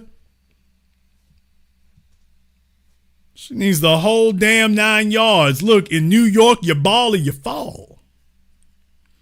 Can y'all imagine being that chick's man? Nigga, what? Can y'all imagine being her man? I mean, her car needs fixing, her hair needs fixing, nails. I bet you she got a bunch of unpaid tolls, unpaid insurance, 3-4 kids, life full of struggle. And you on Manhattan Island. Talking about I need me a good man. I'm ready to get married now. She talking about I'm ready to get married now. Let me go ahead and jump back over here on Zoom. Let's see if we can get James up here on Zoom for me right quick. Wherever James is, he was there. Now he's not. Okay, there he is. All right, James, what's on your mind? Oh man, I was content and just listening. But then you showed that car in New York, and I'm in New York, and I'm in my car, and I'm like, oh man. I think dude was helping her pay for that car, and she wouldn't let him in, or she got another nigga, and it was like, okay, it's a wrap. It's gonna be a wrap for that woman. Well, she limped her way to the hair salon so she can go sit there and gossip to the females about what happened. And you know what else, man? Yo, you are an on point young man, because the advice you was giving the brother who seems somewhat timid about dating in his future with women, You said you was getting some bad suggestions from dudes, but this one might be also in that line. He needs to take at least 5, maybe 10% of the dude with the axe and the chainsaw who called earlier. He might get a little bit of that in him in moderation, but he's going to have to stop being so woman worshipy and scared of them, you know? This is just my assessment. It's not like I'm the Mackety of this year. That dude needs to just stay away from women, people, pets. He's just kids. Yeah, pets, children, stop signs, furniture. So yeah, he needs to be in a stone room somewhere. Let's see if we can do that. Yeah. See if we can do that. That was crazy. And your patience, man. I know you was enjoying it, but you had to be. Because everybody else was like, at least I was like, what the? And then he said something about trying to kill his. Somebody called to say he was trying to sacrifice his kid. I mean, did he have like an altar and incense? I'm not gonna tell y'all what I saw over here. I'm just like, okay, yeah. I'm not sure this is a totally unsubstantiated call. I'm not sure that the people were not really concerned. I'm not convinced that they were not truly concerned. That was the wildest call I ever heard. I agree. I heard some wild ones. But hey, I'm going by that place in a few minutes just to see if there's any blood stains or whatever. But I appreciate you taking my call, but you sparked my attention when you showed me that in New York, and I'm in New York, happen to be sitting in my car. Oh, dude, I get around, bro. I move around. Thank you very much for giving us a call tonight. Yeah, y'all, I'm not like anybody else y'all live, man. I move around. I move around. I see things. I see what's going on. So it's just like, I know what the deal is. I know what the deal is. I know what the deal is.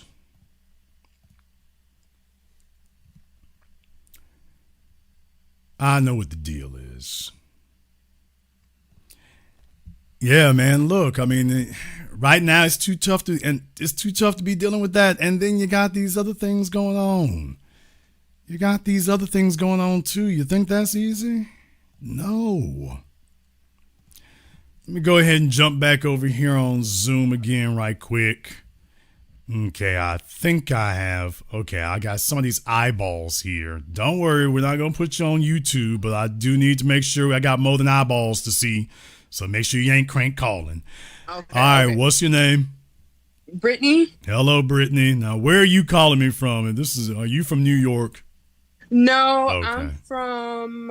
Don't. If you're gonna make up a lie, make up a good lie. I'm not. I promise you. Hold on. Let me put it on. I'm from Texas. Where at in Texas? Yes, and I just. Where in Texas? I'm in Houston. Okay. All right. What's on your mind?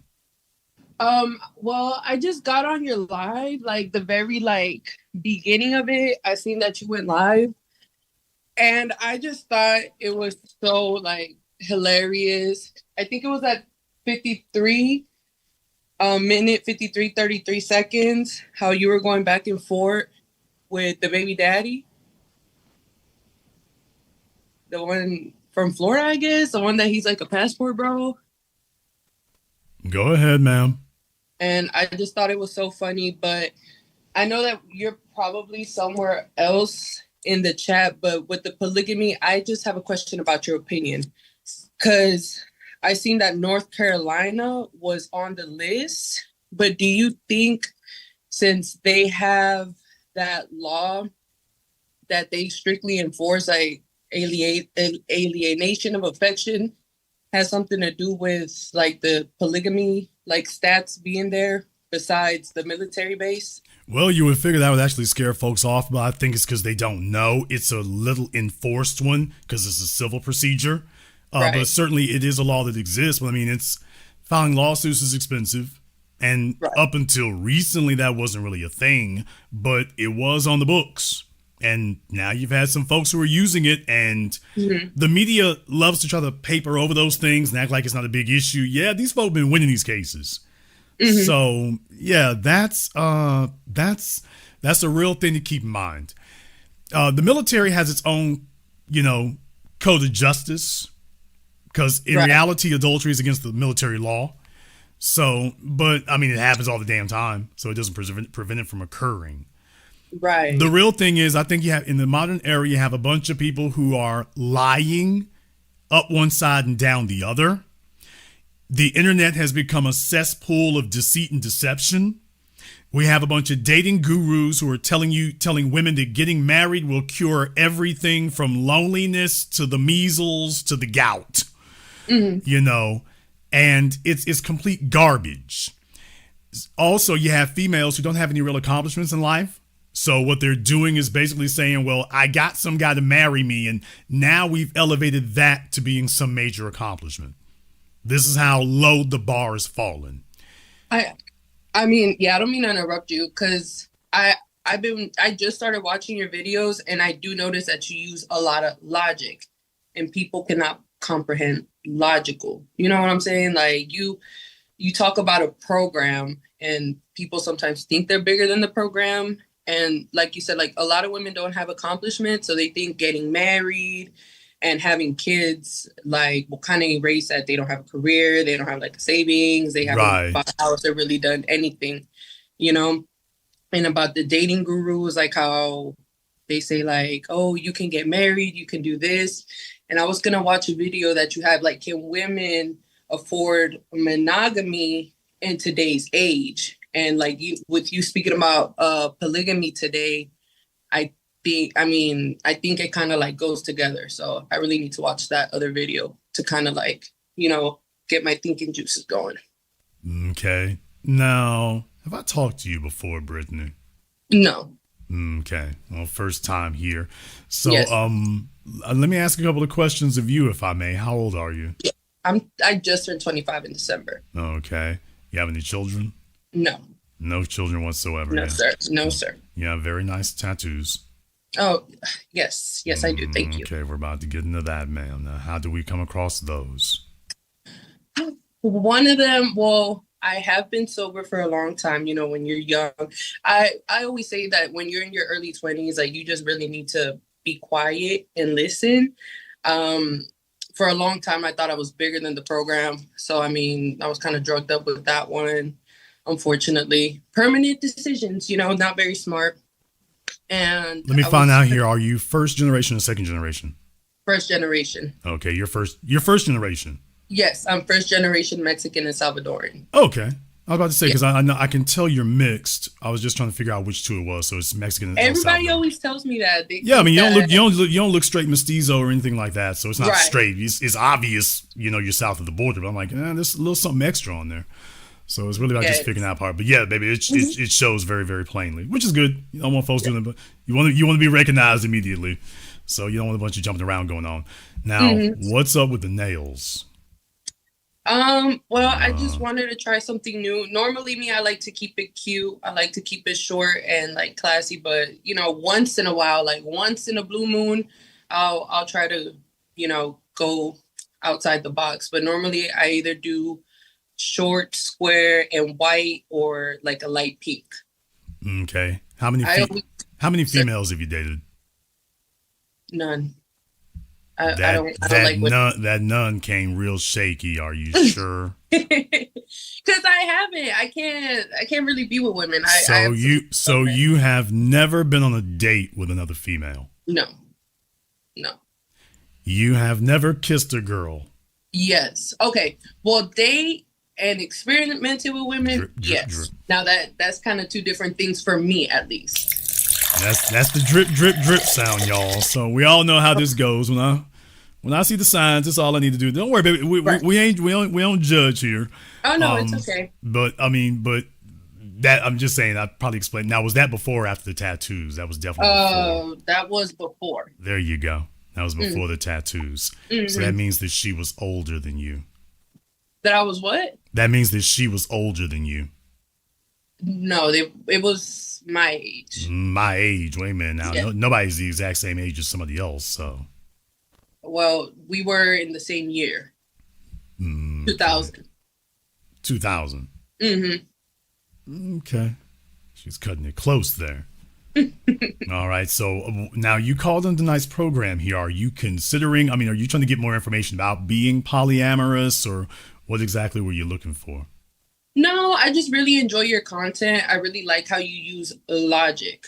Like how the man was saying that everybody would want, 6 baby mamas and the lifestyle that Stefon Diggs has is like, I don't even want that lifestyle, nor the lifestyle that Cardi B wants, because that's the part. Personally, me, you got to kind of think a little bit deeper than Baby, that. you didn't come up. Now, first of all, where were you born? What city were you born in? I was, okay. This is the city. It wasn't, you weren't born on the road. Were you born on the road? Were you actually born in the city or were you born on... No, I was born in Chicago, but I was raised back and forth in Louisiana and Texas. So I went back and forth. Okay, so you were originally from Chicago and you ended up in Texas. Yes, okay, but Chicago I was only born in keeps on Chicago giving. to get papers. Okay, well, mom was calculating, so yes, we got that taken care of. What'd she say? The George W. Bush era, get in where you fit in. Yes, Okay, so all right. Well, she did there. She ended up in Texas. Now, how did you end up in Texas? There was a lot. Well, culturally, if you see Houston, there's more opportunities for Hispanic people. There's more work. They're a little bit more lenient if you have papers or not. Before that, you have a lot of immigrants that actually can own cars until this whole that you need to have a passport. And no, not a passport. You need to have papers in order to own cars now. Well, yeah, so that's called being a citizen, ma'am. Yes, we have to have papers to own our cars. Yes, but the law has changed. Like they're actually enforcing it. What you say? Yeah, no, that's the law didn't change. They're just actually enforcing it now. What's it? The law changed. They enforcing it. No, the law was already there. They're just finally enforcing it. It changed. No, it didn't. It changed from being unenforced to enforced. That's what it changed to. Yeah. Now, wording is everything. Now, for black folk, they've been yanking our cars the whole time. So we're just like, okay, are y'all serious? This chick just came up here from El Salvador and is driving with no papers, no steering wheel, and no headlights. And ain't nobody took her car. Yes, you got to get to work. Okay. As much as I hate to admit it, it's true. There's a concern. I definitely understand where you're coming from with that. She knows it's true. If you got 3 Mexicans with a stepladder on the van, they'll let that thing go down the freeway with 3 wheels. You let some black folk drive a brand new Durango with a chip in the windshield, and you get pulled out at gunpoint. And don't forget with a 6-pack in the back. Okay. Yeah. Well, 6-pack or 12. I don't get offended because, it's true. Like, I have uncles like that. So you can never get offended by the truth, 6 or 12-pack. It just depends on what the evening is. A 24-pack. Okay. Well, now, but ma'am, I wanted to ask that because you moved from Chicago to Houston. So you went from the thing is, slow down. You went from one major overcrowded city to another major overcrowded city. And you just said what the reason was for in Houston because of, quote, more opportunity. Baby, opportunity means money. Mm-hmm. You did not mean the opportunity to go ice skating, the opportunity to get into the Olympics. You meant opportunity to make more money. Okay, cool. Which means that stuff you talking about, you do want that. Now, maybe you question if you could get it to the magnitude of a Beyonce or Cardi B, but that's not the point. The point is you ain't aiming for basic. Mm-hmm. Now, that's the real point. Well, that's what I was trying to say. Like, I've never, if I can't, I was just born in Chicago to get papers. And then after that, at 11 months, we moved to, I moved a lot around when I was younger. So I was just born in Chicago to get my papers. Yeah, they went to Louisiana. She said, this ain't no place for me. Ain't no opportunity. So she's hitting out. I actually finished my education in Louisiana. I was in Louisiana for 15 years. I'll be damned. Right. So after Katrina, I'm about to say, you must have been in Central or South Louisiana because you can't I was in New Orleans. Yeah. Okay. There you go. South Louisiana. Yeah, I was in New Orleans, but I would go back and forth. So Chicago was literally just to get my papers, and then we were gonna go back to Mexico. And I'm a citizen of the United States, but I can go back and forth. I'm an anchor baby. You were not going back to Mexico. You wasn't gonna do that. No, because my mom got pregnant a month later. So okay, she was no, she lived in America for too damn long. She was not gonna go back to Mexico by choice. So that not by choice she wasn't going. So no, that was not gonna happen. You're not going to go from Chicago, Louisiana to Houston to Guadalajara. And that ain't happening. That's not happening. So forget about it. Right. So no, she's going to try to figure out how to stay here. That's just not happening. Do you even speak Spanish? Yes, I am very fluent in Spanish. I told y'all, like I say, everybody speaks English. When they go to Mexico, this is they lie about it. Me no speaking English, no Espanol. Everybody speaks English. No, my parents taught me Spanish first. Like, I was an American citizen that could not speak English. Because my parents wanted to teach me Spanish first. I was an ESL kid. I could only talk, Spanish at home. Your parents may speak broken English, but your parents speak English. They might not be fluent, but they speak English. Otherwise, coming here would be a death sentence because you couldn't communicate. No, my parents, they have a little broken English, but it's with the years, they actually have fluent English. They just have a strong accent. Their English has gotten better, but the bottom line is they have what we call passable English. The bottom line is if I dropped you off in a foreign country and you couldn't speak the language, that's a death sentence. It is. You're not going to survive. I mean, something as simple as driving down the street, you can't read the signs. Now, maybe you can make out the traffic lights, but how are you going to get from one point to another and you can't read anything? So no, they come across the border because they have some English skills. They may not be fluent, but they got some English skills, and you can't make money off of gringos coming down to Mexico if you can't speak any English.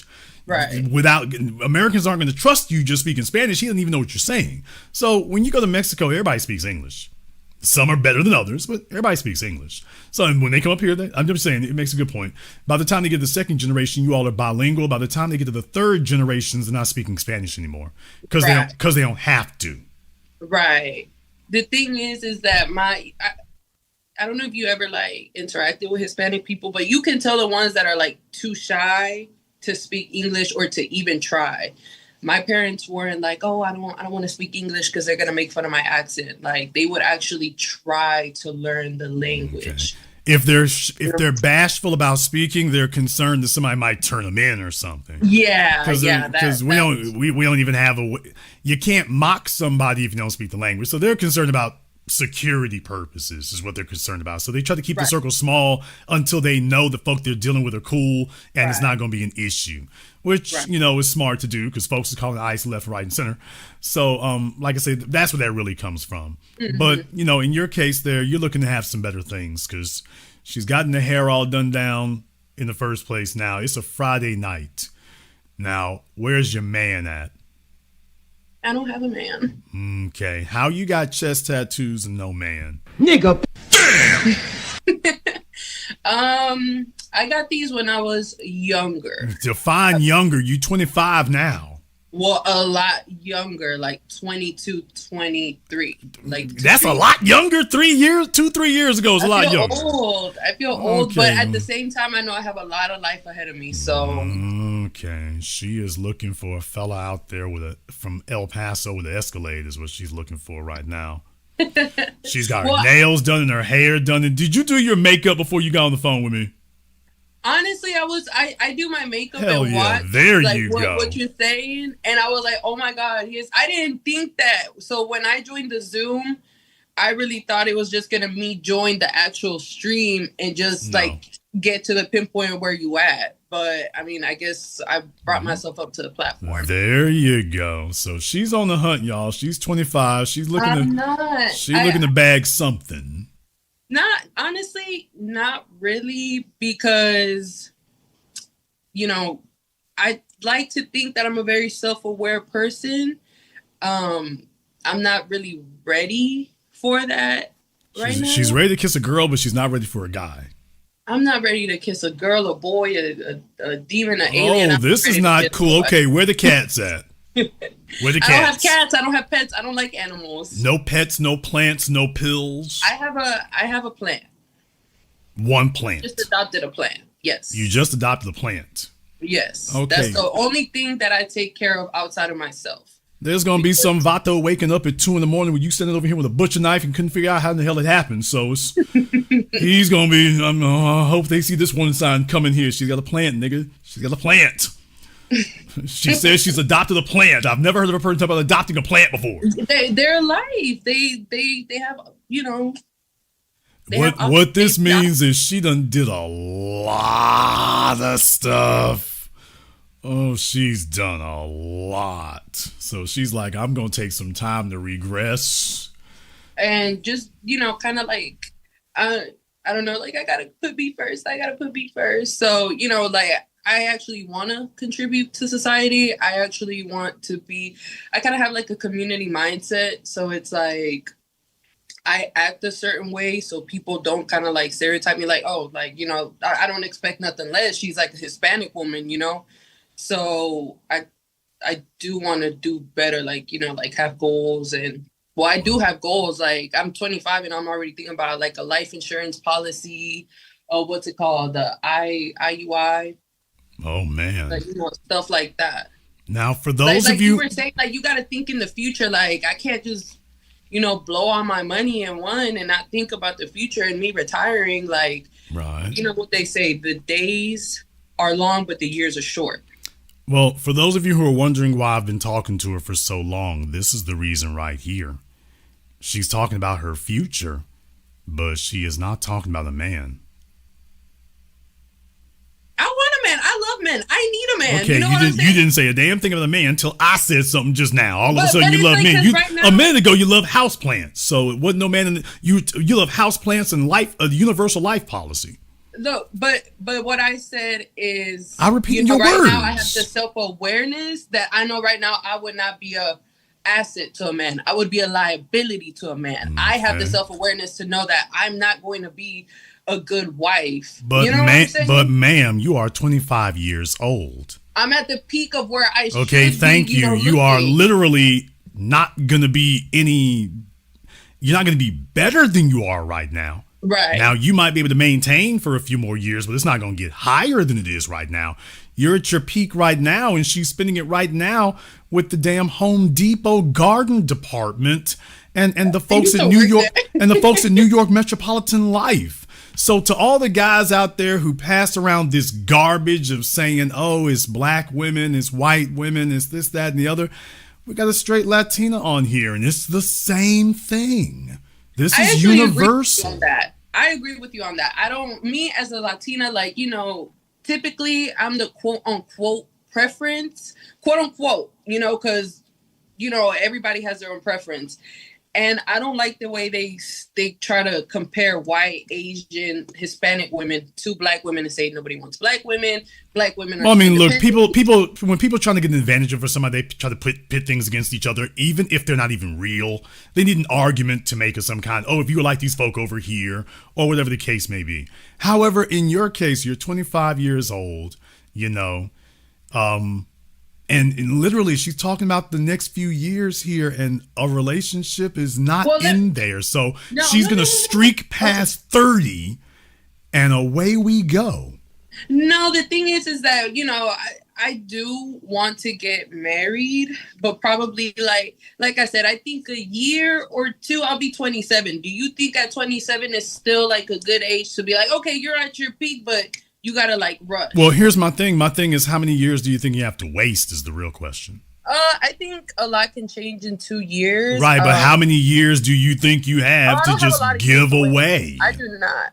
Right, that's my whole point. You're saying, well, you're 25 now. Well, what about 27? So in other words, you're getting ready to toss off the next 24 months. Right. No, I'm not. You just said it.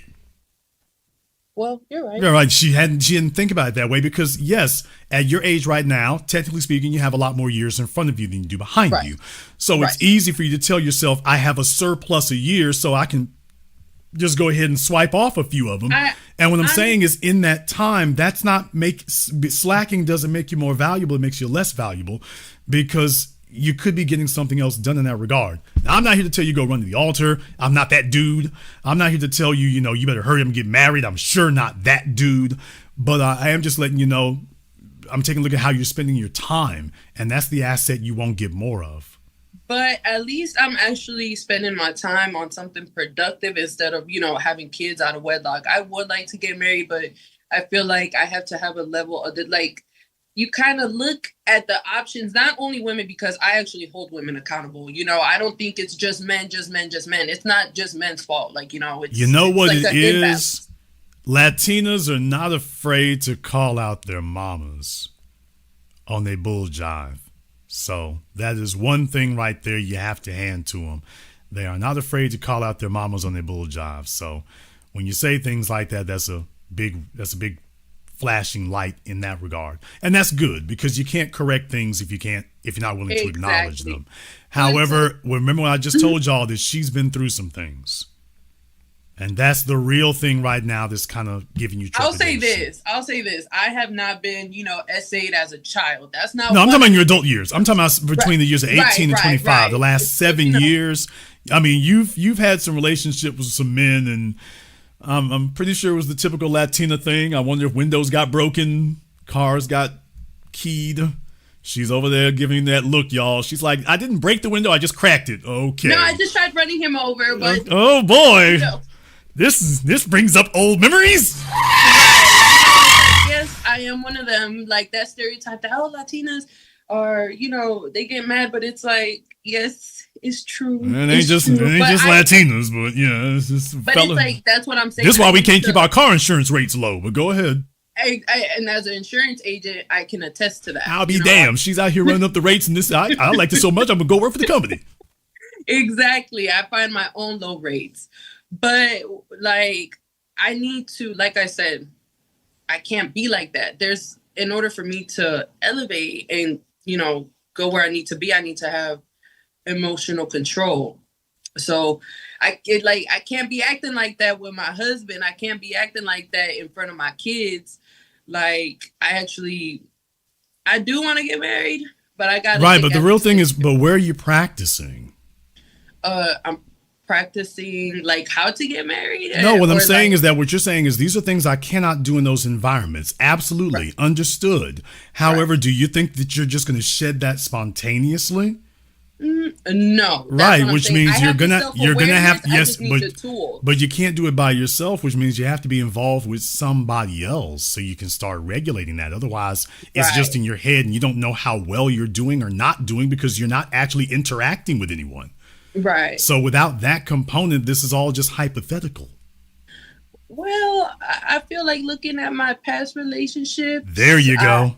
I can definitely like, what they say about Hispanic women, like they get married young. When I tell you, I ask girls, well, how long have you been with your partner? Hispanic. I'll say this: Hispanic couples in Houston are going to be together for 10 years, 12 years. And I'm like, you're 24. So you've been with him since you were 14? Yeah. A lot of that going on. Yeah. And in Louisiana, you don't really see that in the Hispanic community. No, we don't let 20, 30-year-old dudes date 14-year-old girls. We don't do that in Louisiana. Yeah, I noticed that with the older generation. I noticed that with the older generation, like the people like within my age, because like I said, I'm an insurance agent. So like, I be quoting people, give them discounts and everything. A marriage discount is one of them. And they'll tell me, yeah, I'm 24 and I've been with him since I was 15. And I see his age. I'm like, oh, he's probably like 2 years older than you. Nope. 17. Like a decade. So, but like I said, that's the older generation. That's like, like my mom's generation. No, baby, there's plenty of that going on today. What you talking about? What's up? What happened? There's plenty of that going on today. What are you talking about? Oh, yeah. But with like, at least maybe because I'm in the United States, I don't see it, Baby, I see it all over Texas, California. What are we talking about? Really? Well, maybe because I don't interact with those kind of people. Maybe I don't know. If the last 5 years you live, you might be not going outside very much, which I understand. Which is the whole point, by the way, because I think you've had a very exciting last 5 years. I think the last 5 years have been rather eventful. I had the best time.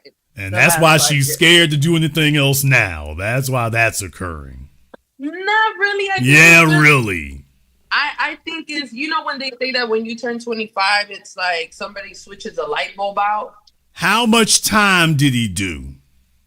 What do you mean? Like, how much time what do you mean by that? In the last 5 years, how many boyfriends you had? Come on now. I had one.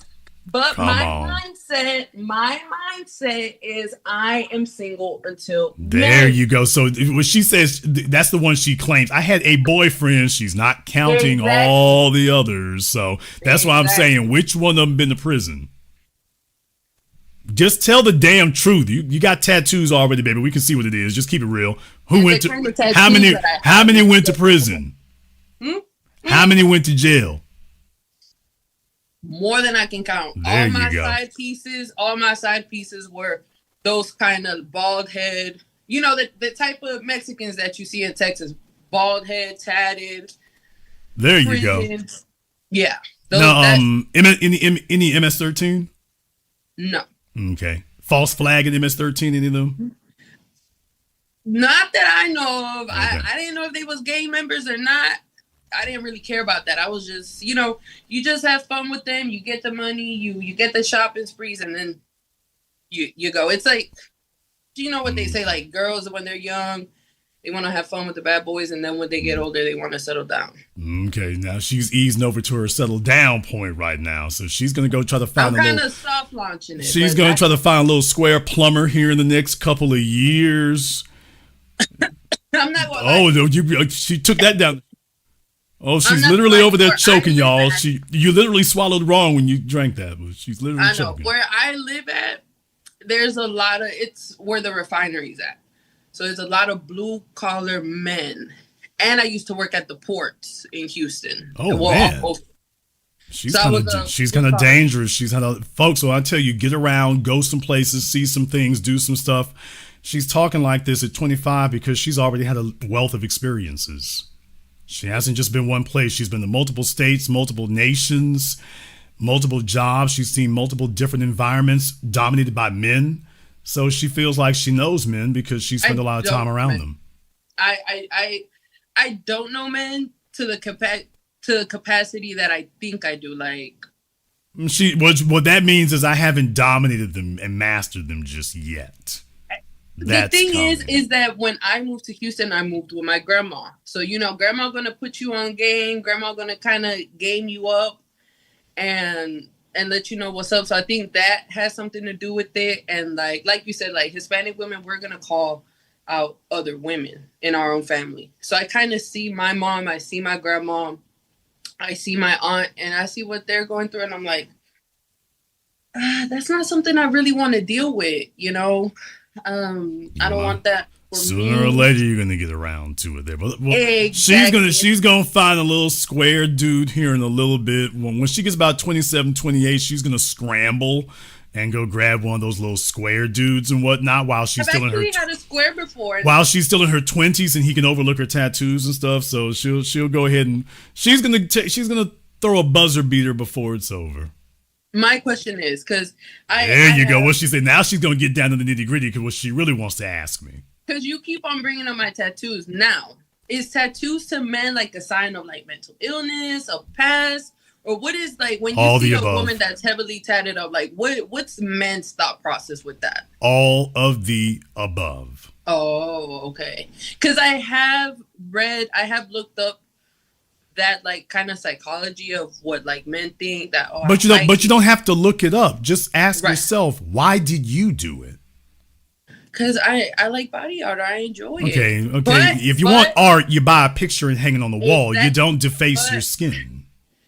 Unfortunately, for me, because it's not unfortunately, because at the end of the day, I am gonna get more. So I'm not even gonna lie to you. Like I already started. I would strongly encourage you not to. For one reason. Here's what you need to understand.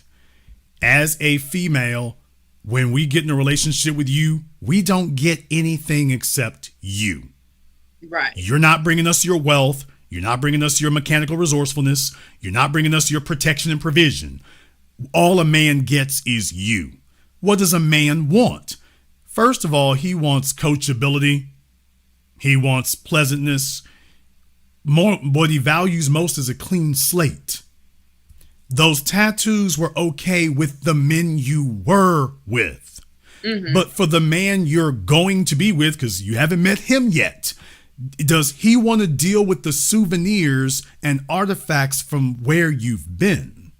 Right. Are you giving him the option of him making you his woman? Or are you bringing him somebody else's woman and telling him, oh, well, deal with it?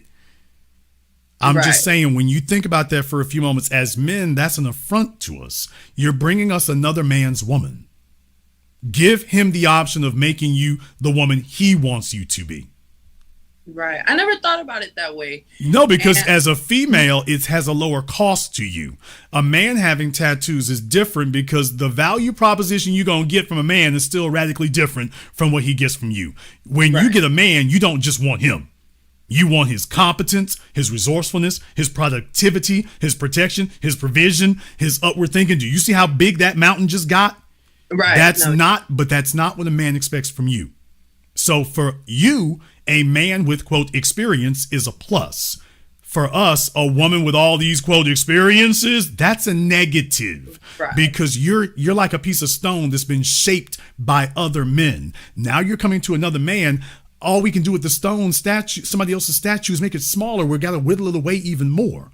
So when you get those tattoos, you're bringing your past with you.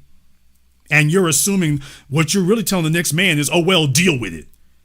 As opposed to giving him a blank slate that he can have you become what he needs you to be. What was okay for the last 5 or 6 guys, that might not be okay for the next one. And you're robbing him of any ability to make you that. So just understand you're playing with a tremendous handicap. Right. It's No, going to and, like, severely limit the number of men who can elevate you that you're going to have access to deal with.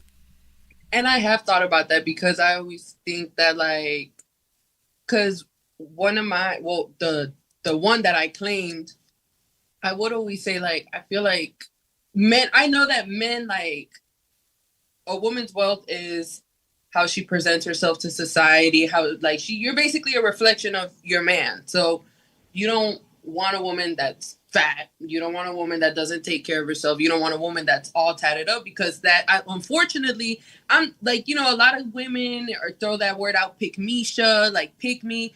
But I mean, the proof is in the pudding. Every time you see a wealthy man, he doesn't want to be with a stripper or, somebody that's heavily tattooed. They keep that on like the burner. Not to commit to. They can be a side chick, they can be a jump off, but as far as who we're going to commit to and leave our legacy to, no, not you. Exactly. And that's one thing that you did say, it's like about Stefon Diggs, is that he just basically like ruined his bloodline.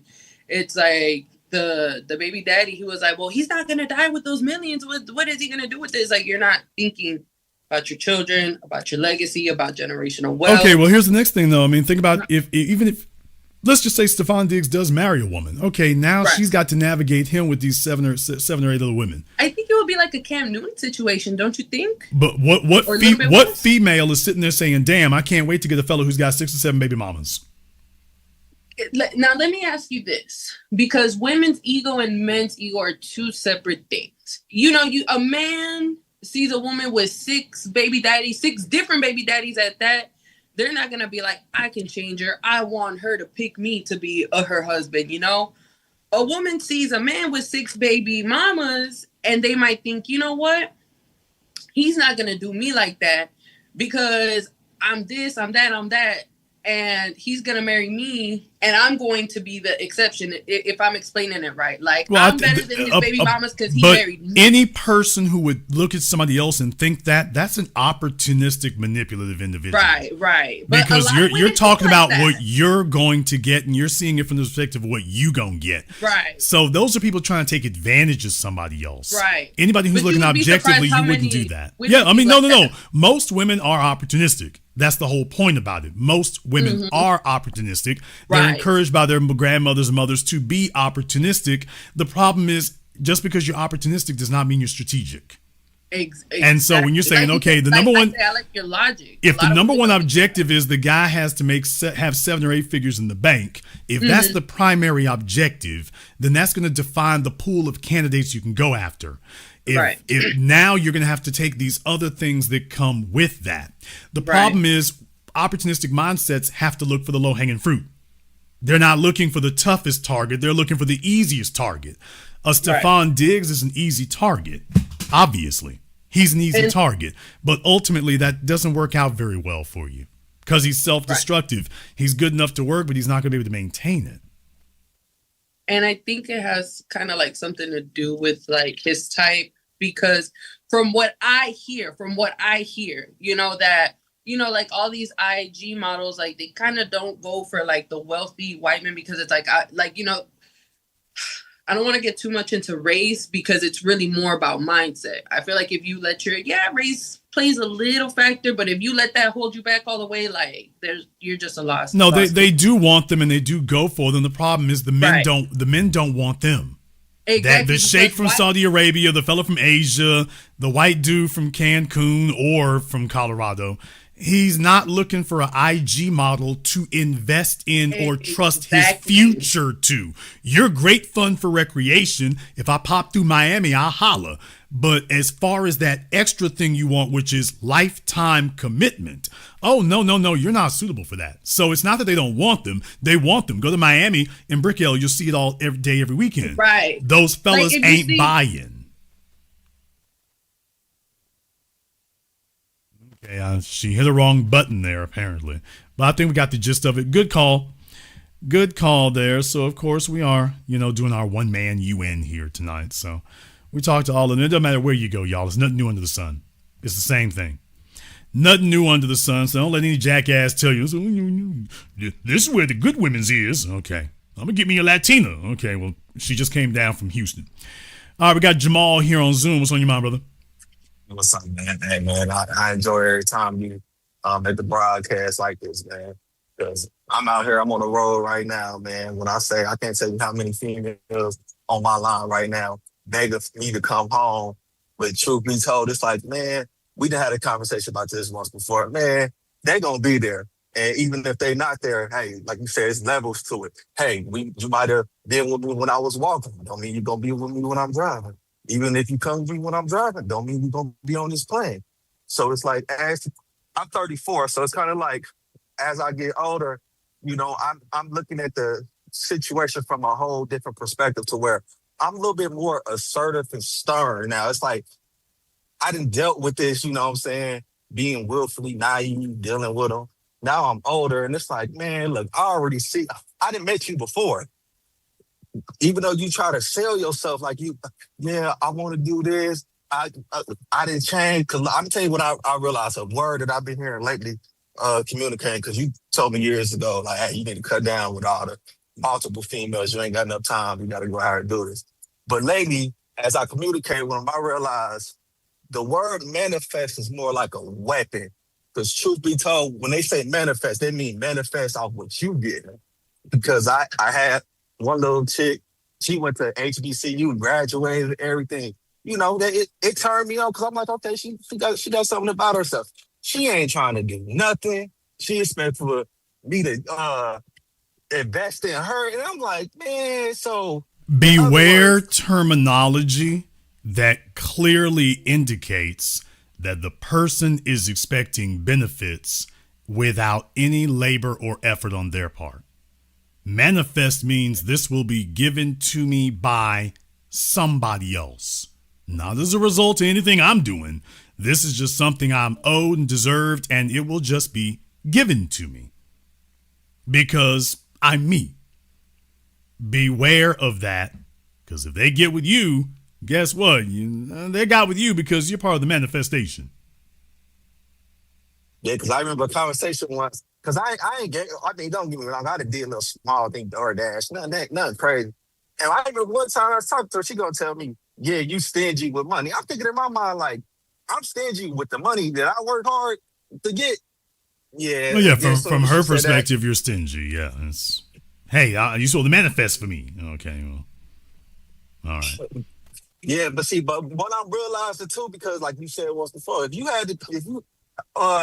dig deeper and talk to them, man, you realize they got student debt they ain't paying for, but then they want you to pay for trips, and it's like, girl, your priorities kind of messed up. You supposed to be. You would think you went to school, you would have intelligence, but like you said earlier, hey, you in the real world. That stuff that you did in the classroom, it don't apply out here. And that's the reason why we're having the polyamory thing here now, because the truth of the matter is that's not worth it. It's not worth it, bro. It's like, what are you going to get for that? With the number of options out here and what it's costing you, I mean, what exactly are you going to get that's commensurate to that? And it's really not. I mean, you really need 2 or 3 females to make it worth your while for the level of effort that you're putting out. And that's really what we're stuck with here today. So It's going to be that because it costs too much and it takes too much effort today to be able to do that. It just takes too much. Yeah, I understand. And it's like, all right, like even from the other's perspective, because I'm 34 with no kids. I remember you had a broadcast years ago talking about if you winning if you ain't got no kids and you ain't got no overhead. Hey man, I called on that broadcast. You told me like, hey, keep doing what you doing. Man, now I got a partner like Stefon Diggs, you know what I'm saying? Got 7 kids, but like 6 baby mamas and everything. And me and him, we was chopping it up a couple days ago and everything. And I remember he said something to me that it made me feel some type of way, but I ain't really take it personal. It's kind of like I just looked at him like, dang, bro, this how you think? I forgot what we was talking about, but he gonna tell me, yeah, bro, to be honest, I don't think you could really speak on that until you have kids. And I'm like, I ain't got cancer. That don't mean I can't speak on cancer. But then I understood from the angle because it's like, you got to say that because it's going to defend the decisions that you made. So it made me look at him side like, all right, cool, you my partner, but I'm kind of have to keep a little distance from you. Yeah, I mean, I've never stuck my face in a chainsaw. I don't have to do it to figure out this is a bad idea. I don't have to do dumb things to determine something's a dumb thing. I don't have to walk 20 miles down the road to figure out that this is a bad road, a bad neighborhood to be in. If you walk the first mile, you should know, this is a bad neighborhood. Well, we got 20 more miles to go. No, I'm stopping here. I don't have to go the 20 miles. The first mile showed me everything. So what you're saying is that people sit up here and come up with rationales to defend the things they've done, as opposed to being honest about whether or not this was a good idea. So that's what happens when you become emotionally invested in your decisions, not emotionally invested in results.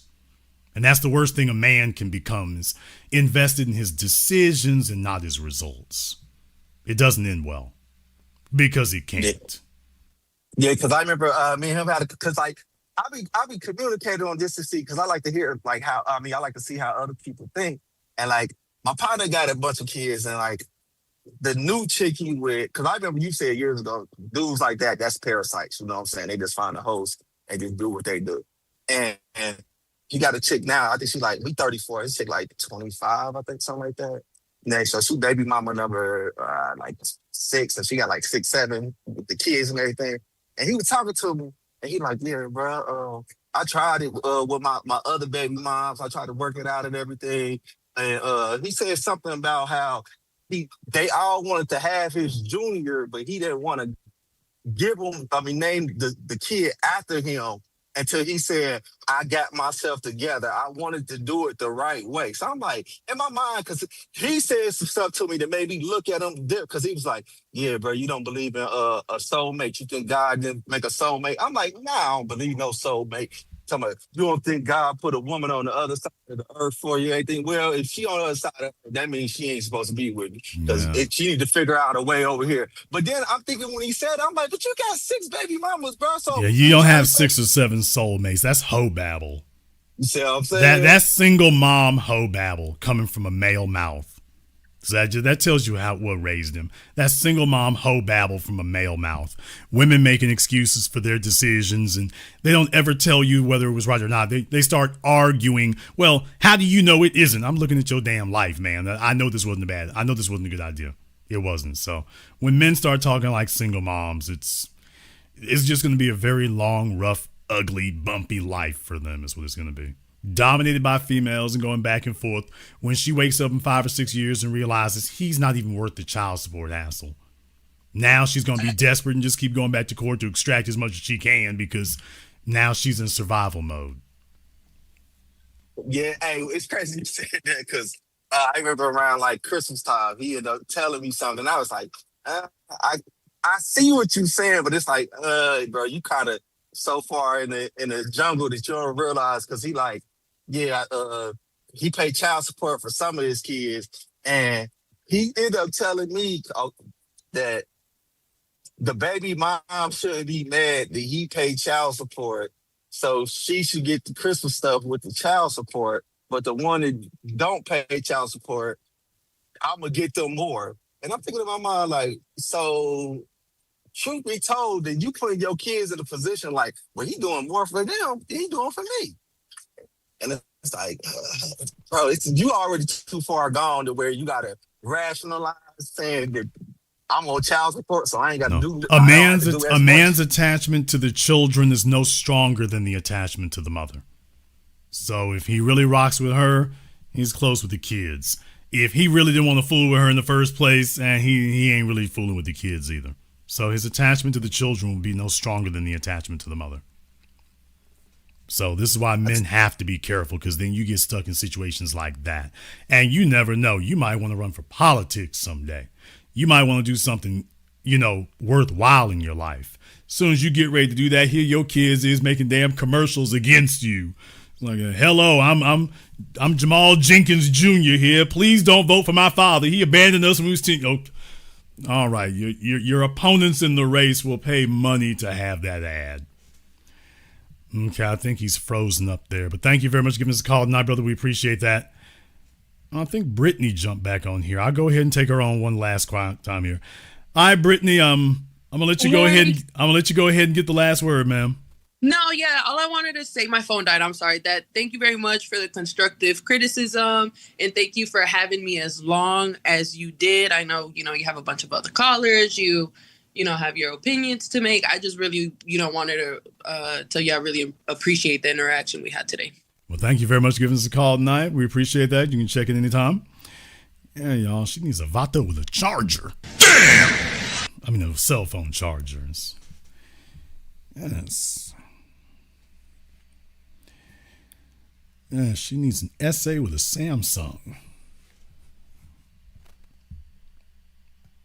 Well, she's doing that.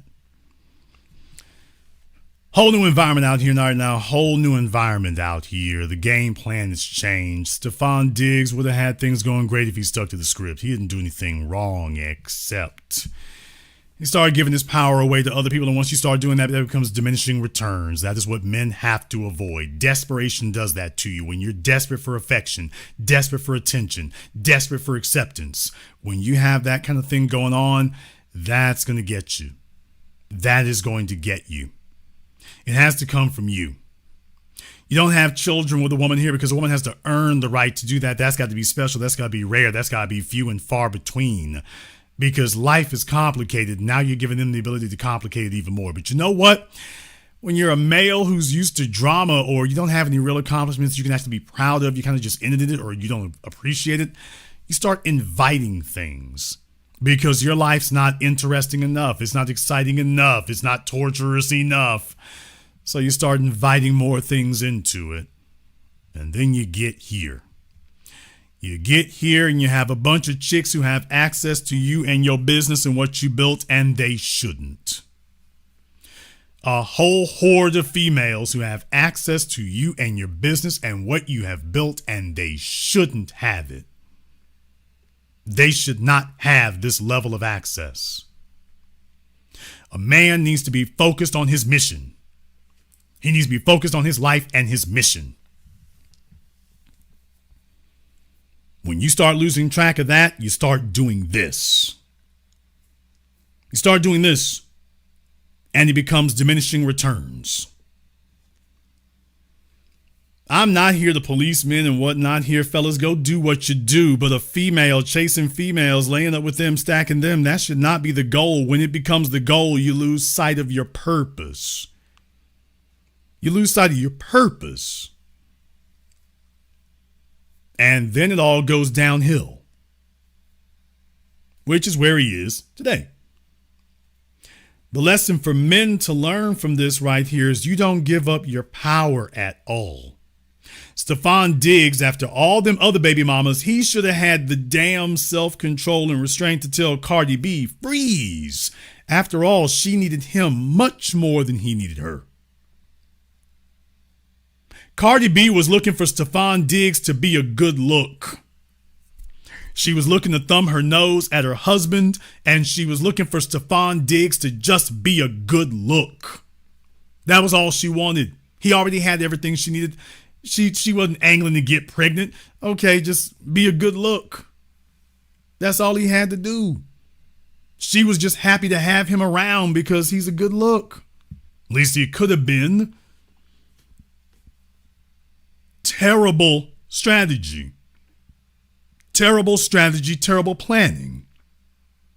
And then ultimately it becomes this. As men today, that's the entire reason for you having your act together there. It's not about females. It's not about chasing females. It's about having all of your options open. And that's going to bring me to the next part here. In a little while, I'm going to be doing a program about the marriage thing there because we have to talk about that, because the truth of the matter is there's a reason why you don't hear from very many married men. They don't have very much to say because the problem is we see what y'all done married. And deal with it, nigga. We watching fellas sitting up here going into $300, $400, $500, $800,000 of debt, and we're seeing what in the hell is the female you doing it for right there, and you making up a bunch of whole damn excuses. I'm like, this was worth $700,000 of your life? This is what you waited 15, 20, 30 years for this? Folks don't want to be honest about that part right there. It's like, man, this is what you did this for? This is what it was about? See, it's not the flex you think it is. It is not the flex you want to tell yourself it is. Let me explain something to you. I had to break some folks' hearts there. They're telling you about marriage. They're selling that marriage to men. Okay, what are they selling that to men for? That if you want unlimited sexual access to a female, well, just marry her and you'll have unlimited sexual access. And every single married man out here is like, Nigga, please. There's not a single married man who thinks that marriage gives you unlimited sexual access. That's what she's thinking. There's nobody who is thinking that. Married men don't talk stupid like that. Well, they started off thinking stupid like that. They started off thinking stupid like that, but they know full damn well, yeah, that's not how you do it.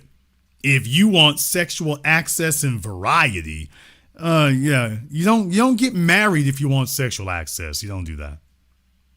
You don't do that. However, you've got every dating guru on the damn internet telling males you need to be trying to get married, and because most males are introverted. Let's just call it what it is. They're introverted. They're scared of rejection. They're telling themselves, okay, if I just get a chick to marry me, she'll feel obligated. The divorce courts have all the proof you need that women do not feel they're obligated to do. Marriage is not what's going to obligate them. If she does feel obligated to do it, it won't be marriage that does it. So they're selling you a damn lie. The married guys or the fellas having less sex than anybody else. And even if they were, it's like, dude, we don't envy who you're doing it with. And nobody wants to be honest about that part right there, because then you can start comparing apples to apples. It gets bad.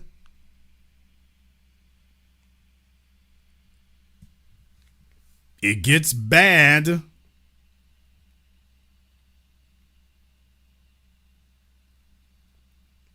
There's the issue right there that you get into. It gets bad when that occurs. So I don't blame these fellas out here for keeping their options open.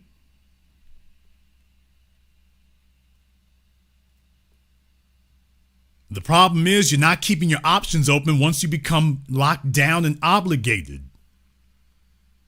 A child is supposed to be the very last thing that a man gives in this world. The woman you give that to, she got to be the one, because she requires your oversight. Damn! The reason why you can't have 5 and 6 kids by 5 or 6 different hoes is because you can't oversee 5 or 6 different households. If you are going to secure your legacy, you have to oversee her. You don't just sit here and let her do what she gonna do and wildcat out and sit up here and fly by the seat of her pants and try to figure it out on the fly how to raise your son, how to raise your daughter. She is here to promote your legacy, not the other way around. So you need to be able to oversee her to make sure she is conducting business properly.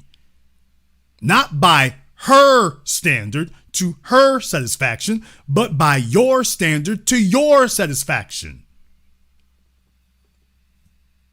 And if she's not doing that, that's a problem. Well, you can't. That's why all these fellas, all these kids, all these hoes, the kids are just messed up and all he can do is sit on YouTube and host his podcast and look dumb as hell.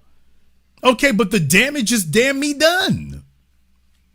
The damage is already done on account of the fact that you left your legacy in her hands and the damage is now done. You weren't overseeing her. You weren't watching. You weren't supervising. You had no authority. And so now she's going to ruin the whole damn thing, and she doesn't care because she got what she wanted on the front end. The benefits that she receives is when she gets pregnant, not when the children are grown. As a man, the benefit you receive is after the children are capable and after they're grown, because now they will take over what you have built, assuming you built something. For women, the benefit starts as soon as she gets pregnant. Oh, good. I get paid family and medical leave off of work, and this nigga over here gets to pay for all this stuff here, and then there's a baby shower. Women start getting benefits as soon as they get pregnant. As the man, you don't get that. The benefit you get is going to be years in the future, which is why this is an investment for you. That investment better work, because this is how you pass on generational poverty. Supposed to be passing on generational wealth, and instead of passing on generational poverty, because you are a negligent and incompetent supervisor. You are supposed to be watching these things like a hawk. This is going to be the person who takes over what you've built after you. This is going to be the person that carries on your legacy. And instead, you don't have that.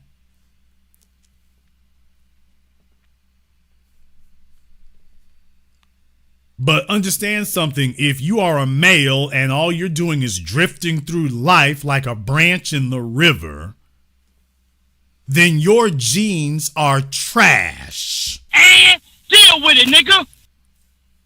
Let's just be clear about that. If you don't care who's got your kids or you don't care what she's doing with them tonight, your genes are trash. Let's just be totally honest with that. You stacking up baby mamas, okay, that's because your genes are trash. Your genes are sewage. You and your genes are trash. You see, you don't have to worry about where trash goes, wherever it ends up with, however, who cares? Wasn't worth anything to begin with, and it's certainly not worth preserving. But when your genes are worth preserving and protecting, well, you have to treat them very carefully. A chick has to qualify to be there. She's got to qualify to be a part of that. She doesn't just show up and, okay, away she goes. You only do that if the outcome doesn't matter. If the outcome with your children doesn't matter, then that means your genes are trash. That means your genes are garbage. That's the only way that can make sense, is your genes are garbage. That's what it means.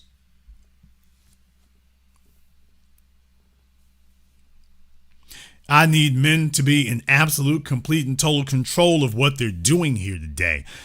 First order of business here is that, fellas, I'm not here to police about what you do with females. There needs to be a damn agenda. If she is there needs to be a concrete agenda.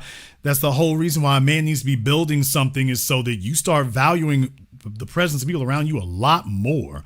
And if they don't qualify, you start being a whole lot happier just not having anyone around, because they can't mess it up if they're not there. I need fellas to be able to master, because here's the crazy thing about it. The females are out here sex surfing their way through life, and the men are the bleeding heart romantics desperate for a partner.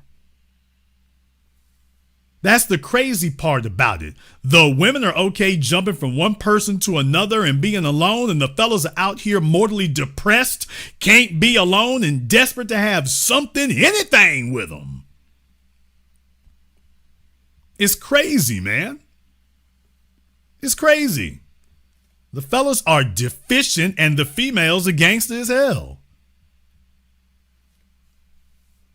The fellas are out here desperate to have a companion, and the females are out here with their options. And it's supposed to be exactly the opposite. As men, the whole reason for maintaining that is so you have some perspective. You start gauging more than one person. You don't feel like the first thing that crawls into bed with you, okay, I got to put all my chips on them. When you have options, your reaction is supposed to be, okay, I have selection. It's not supposed to be, okay, let me hurry up and drop the bag on them. The males out here are more desperate than anybody else. Fellas out here with millions of dollars, and all they're doing is making commercial transactions. A man with millions of dollars is supposed to sit up here, keep the dollars in his damn pocket, and use that as collateral. The reason I named Leo DiCaprio and the first caller, he got in his feelings because it's like, damn, decapitated him right out the gate. He didn't think I could name anybody. We'd be here all damn year naming folk. If you really wanted to get to it, Leo is playing the game. He ain't letting the game play him. If a chick want to be around him, here's your NDA and here's your expiration date. What? Damn! When you come up to Leo DiCaprio, here's your NDA and here's your expiration date. No conversation, no argument, no nothing. Here's your ticket to ride. And I will let you know when the ride is over.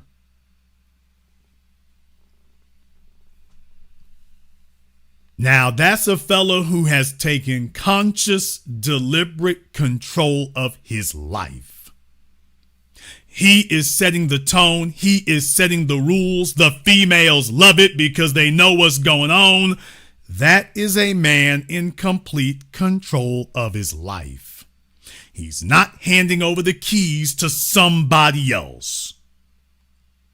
And he's not taking it on good faith that they're going to do the right thing. He's not guessing. He's planning. Now, does this guarantee that none of the females are going to do nothing stupid? No, but he has given himself the best chance, and he's got a philosophy that shows it.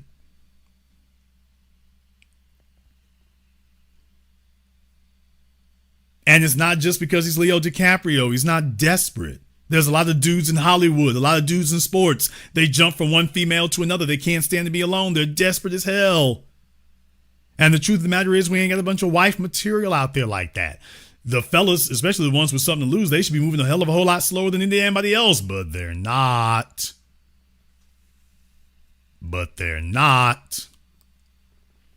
And as a result, this is what you end up with.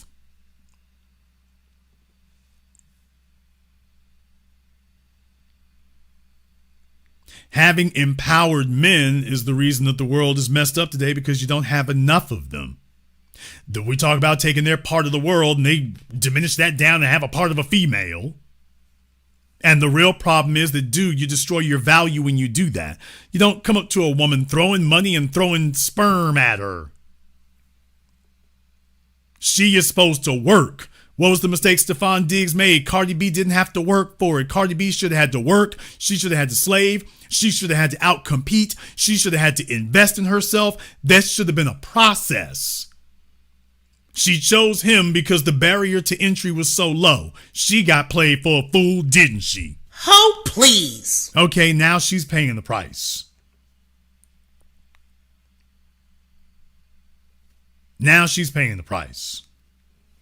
And that's the way that goes.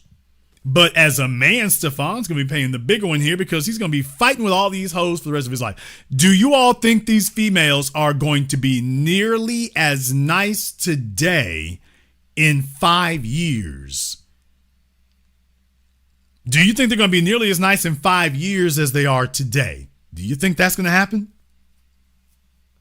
5 years from now, do you think these same women are going to be as nearly as nice and cooing over him and showing up at games and smiling? Do you think they're going to have the smiles on their faces when his career is over here in a few years?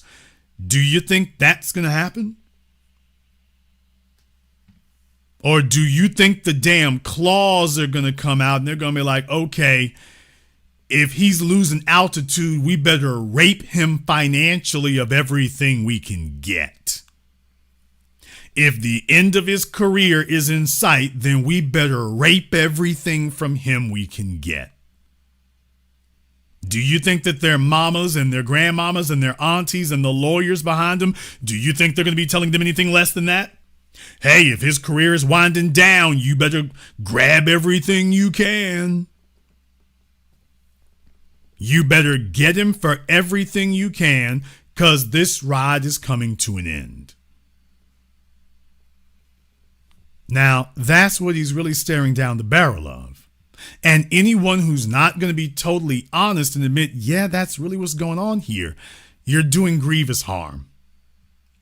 There is a segment of the world that relishes in the pain and dominance and exploitation, specifically of black men. There is an element of the world that loves to see black men powerless, that loves to see black men aimless. They love to see black men helpless. They love to see black men struggling. There's a strong element in this world, especially in this society. That's what they like. They relish that. They like seeing black males put over a barrel.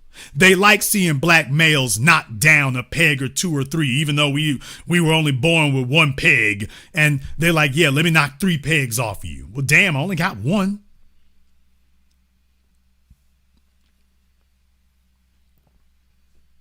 I only got one. So I need you to understand there's a strong element in this world that relishes, that thinks it's delicious to see black men put over a barrel, compromised, taken out of advantage. They love seeing that. They like that. They want that. They dream of that right there. They like seeing you in a state of distress. They like seeing you helpless. They like seeing you powerless and with somebody else having authority over you. They like that. They take enjoyment from it. So that's why when you have fellas call up and talk about, I ain't competing with anybody, get his bummy lame ass out of here. He's worthless and worse than worthless. He's a disease to the rest of us. Everybody needs to be pulling their weight and pulling their weight to the fullest. You're worth nothing to us powerless. You're worth nothing to us underpowered. You got to be on deck, hitting on all cylinders, delivering your best, because everybody wants you to be weak and compromised and unable to fight back. And all you can do is sit there and take the beating. All you can sit there is take the beating from it.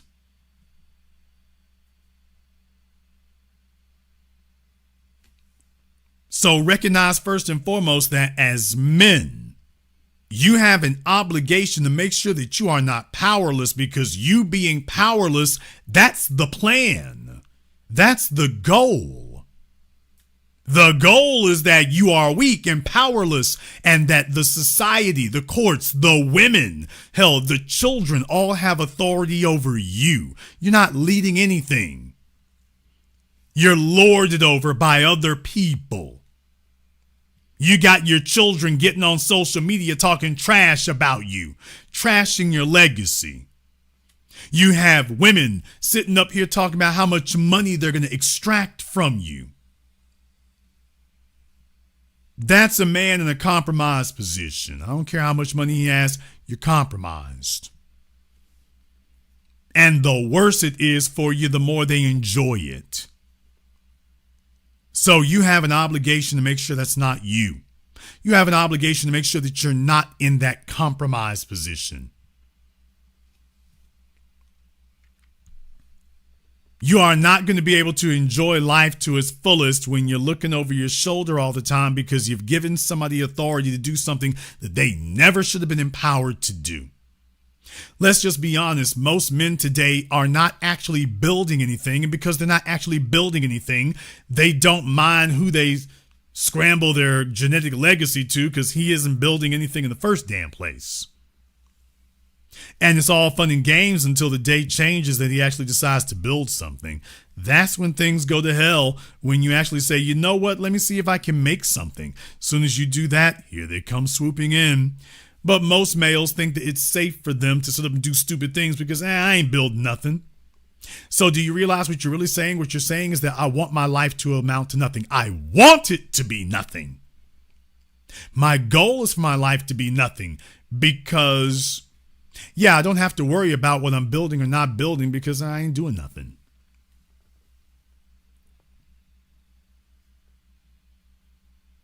Now you have a circle of you that we could give you $100 million. When it is over, you will have not a penny to your name because making a legacy was not the goal.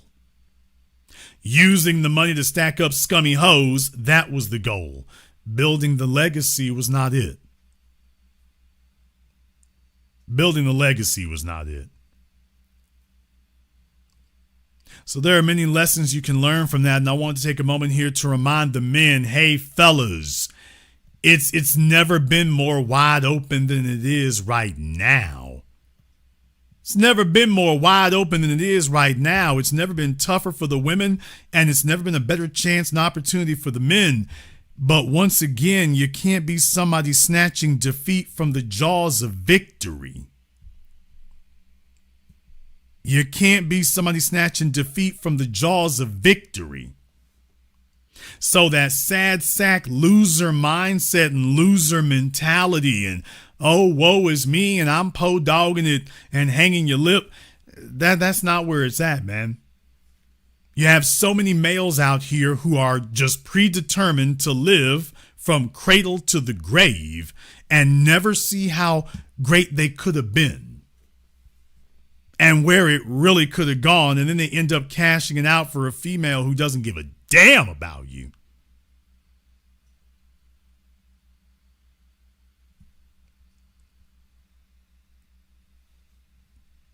We have too many males out here who are not protecting themselves from people who have venom for you. Understand that. I mean, when you got chicks demanding to you never saw a chick who was demanding to get pregnant by you who didn't ultimately end up showing you that she hates you. You're just the means to an end, but she really can't stand you. She just wants what she can get from you.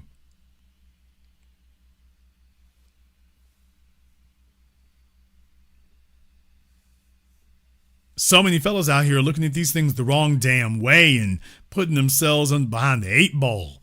And this is how you end up in a mess like this. So there are lessons for you to learn from the life of Stefon Diggs.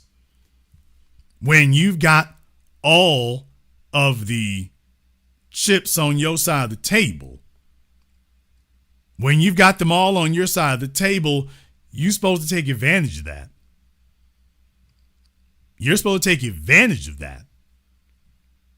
That's supposed to be for you when you've got them on your side of the table. As men, we got folks out here encouraging you to give up all your chips. Give up all your chips and squander them. Well, the first call of the day, don't think about tomorrow.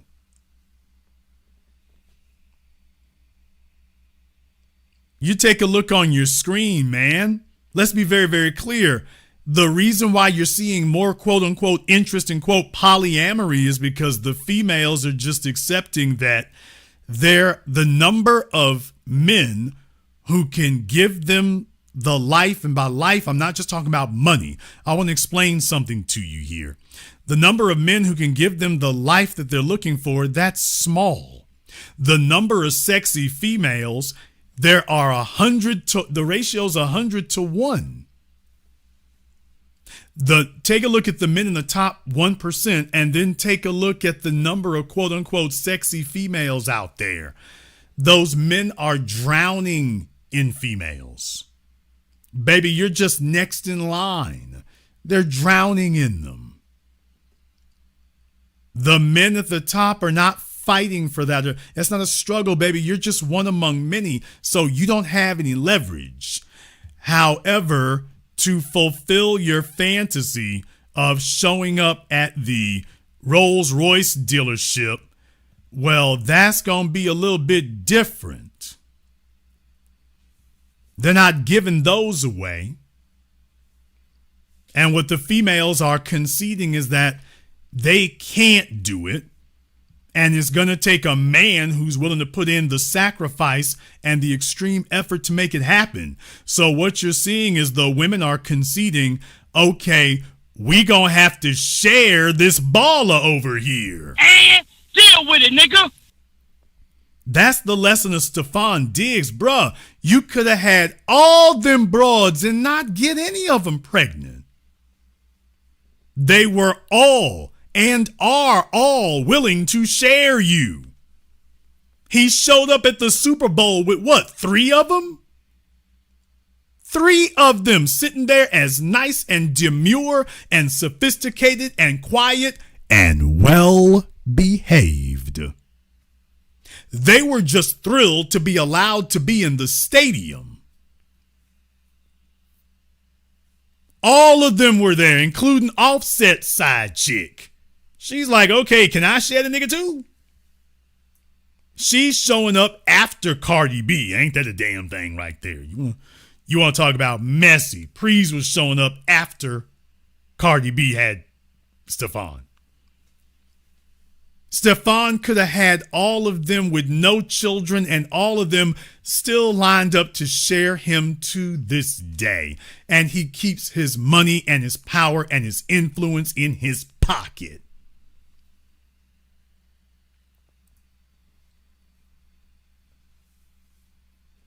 That's the lesson of the life there. And I want the men listening to understand that that's the situation that you're in.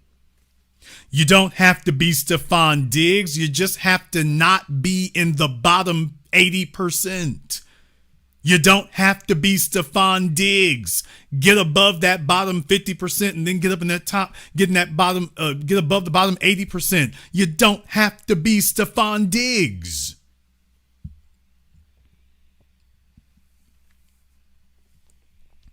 I spent years teaching you fellas about the company car. I've spent years teaching you about these concepts and whatnot.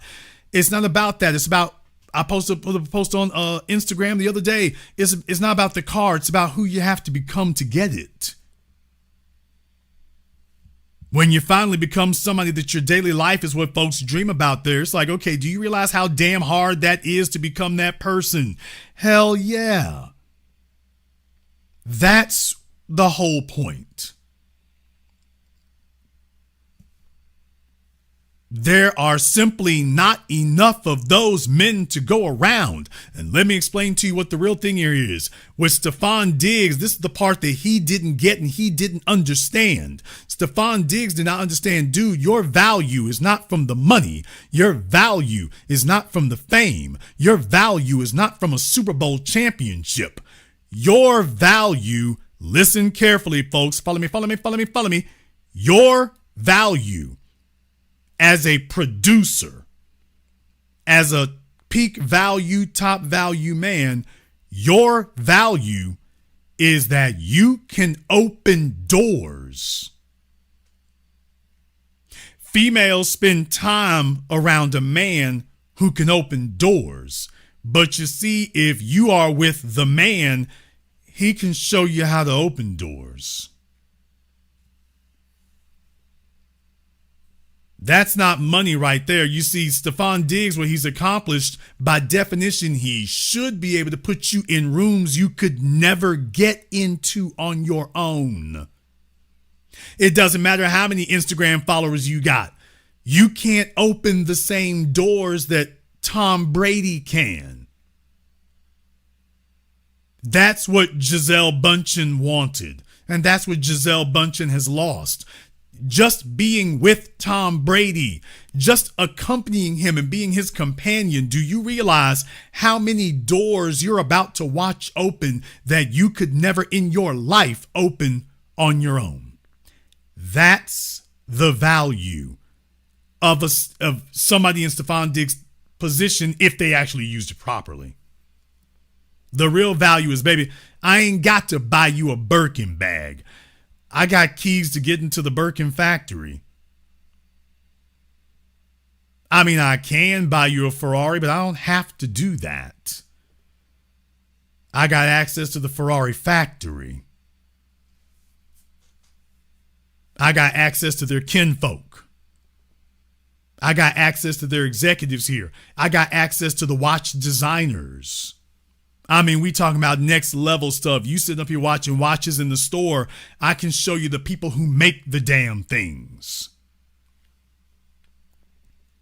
That's what I mean by the real value of being with a producer, is that you can open doors for her that she could never in 3 lifetimes open on her own.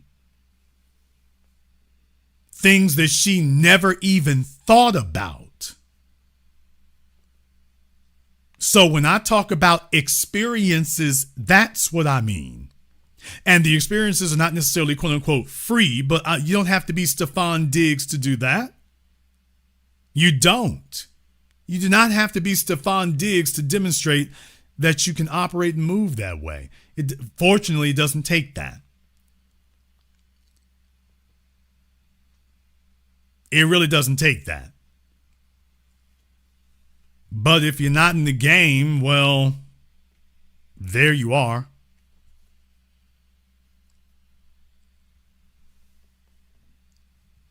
So he could have been leveraging a whole lot more than that, and in reality, he gave his power away. The lesson for men to take away from this is don't be that guy. Keep your power where it is. They want your resources. All they need to know is you got them. You don't part with them.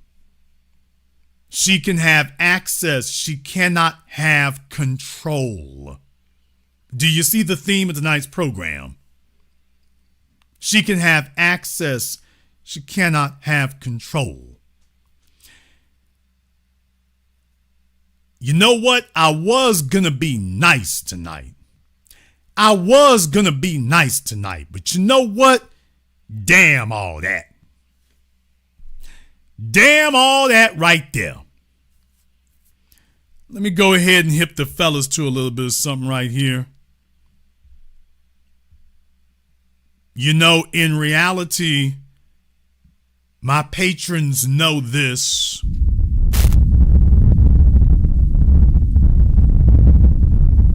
We ain't gonna show everybody what's going on, but my patrons know what that means. My patrons know what that sound means.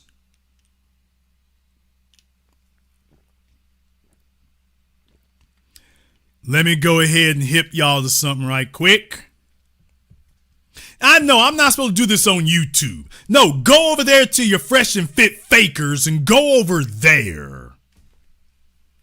Go sit there and listen to them up here and bull jive and nobody explain anything. Go ahead and talk to them.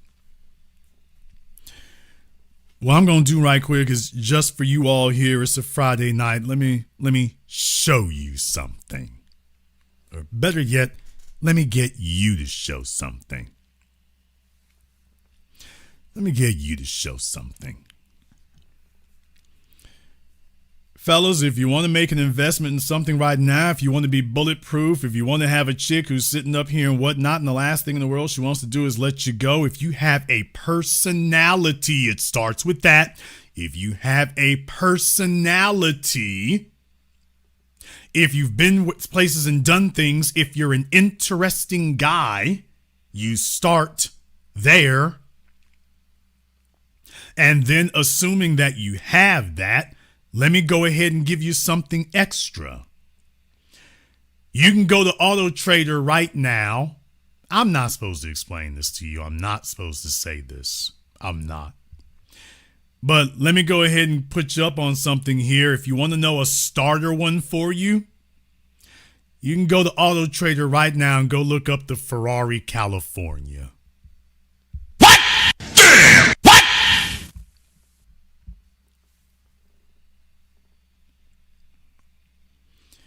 Do yourselves a favor. You can do it now or you can do it after the program. Do yourselves a favor. And you can go look up the prices for a Ferrari California. I'm bringing it up to you for a reason.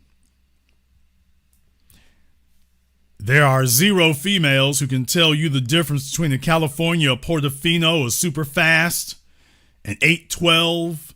There are 0 females in here who could tell you the difference between any of them. They can probably recognize the Ferrari logo, but as far as the different cars, they can't recognize those. Wait a second. Stop. See, I'm not one of these folk who misleads you. What I'm saying is, have you checked out the prices for them?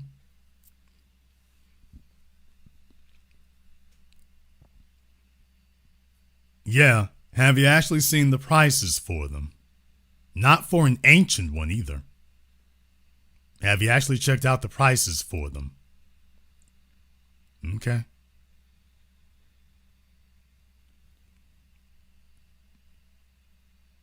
Yeah, I mean, if you really want to look into that, okay, some folks in the chat room are straying already. Try to stick with us here, okay? You go ahead and check that out for a moment there. Okay, there's folks in the chat room who don't get it. They're talking about 500,000. So very clearly there's folks who are either not listening or they're smoking weed in between here. Just fall back, fellas, fall back. You're not paying attention. You're not keeping up. Have the same conversation we're having at least. Some of you fellas in here, clearly you're not keeping up. Try to stick with the same conversation that we're having here. Try to stick with the same conversation we're having. You're messing up. Let me explain something to you fellas in here listening here right now. Do you think that there's a single chick who's listening here right now? If you sit up here and hand her the key fob to a Ferrari, do you think that you're going to get that back? Do you think that she's going to have to question anything? Do you think you have to be Stefon Diggs to get that? As a matter of fact, I would rather have one of those than to have, a Portofino or a Roma or a Superfast. I'd rather have that, to be totally honest. Because it's a smaller size. A female could wrap her head around that very, very easily. They'll fall in love with that kind of thing. You don't have to be Stefon Diggs to do that.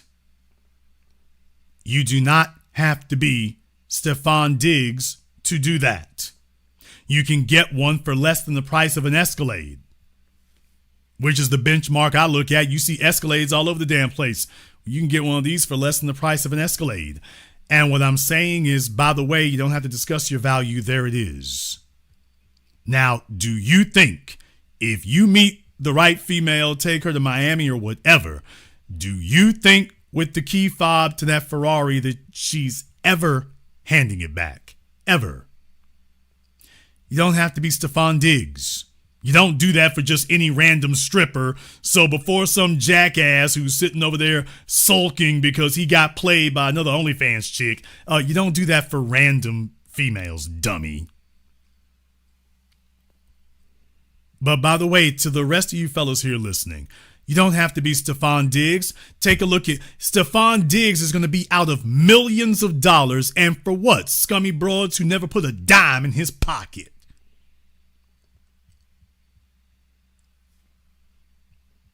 She wants to know what the hell you working with. You tell her, look here, baby, I can do things you cannot do. And she's like, what? Yeah, the damn key fob. It's like, okay, there you go. When you want me to bring this back? Whenever. Whenever. Now, there's a conversation starter. I shouldn't say conversation starter. That's how you get taken seriously, is by your actions, not your words. Stefon Diggs is going to pay that every month, probably for the rest of his life. Do you all realize that Stefon Diggs is probably going to pay as much as it costs to buy a Ferrari California every month for the rest of his life? And what exactly is he going to get for that?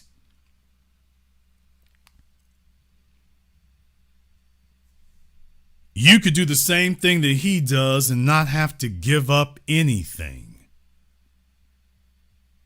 That's the point I'm trying to impress on you. You could do the same thing and never have to give up anything. I didn't give you supposition. I told y'all can go Google what I'm talking about right now. I can obviously see some of you did. And some of you are saying, you know what?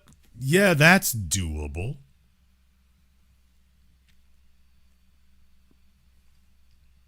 You do not give her control, you give her access. That's all they really want. They don't want ownership, they want possession. Okay, you can do that. That's not difficult. Depending on what you're doing with your life, that's not difficult. And you keep your power where it is. You have that, and you keep your damn power where it is.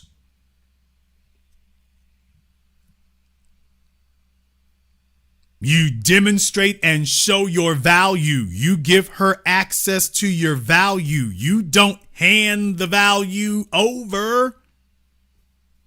You give her access to it. And that's all.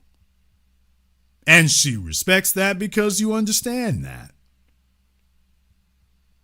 Now, if there's a fella out there who is just damned and determined to make an ass and a fool of himself, then women will let you do it.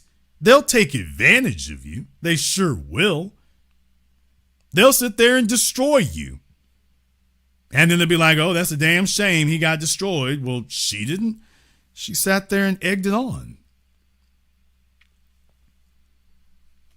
I want men to start thinking differently. Stop thinking desperately. Start calculating. Okay, let me go a little bit further here. I shouldn't be doing this. I really shouldn't. I was supposed to just take them a little bit into this. Fellas, this happens all the time. Okay. There's a lot of fellas out there that are real squeamish right now, and some of you are going to have chicks sitting up here intimidating you and making you think you have to take out a mortgage on her damn behalf. The hell you do. Fellas do this every damn day and don't realize it. When you go to the Bay in Miami, San Francisco, Martha's Vineyard, you name it.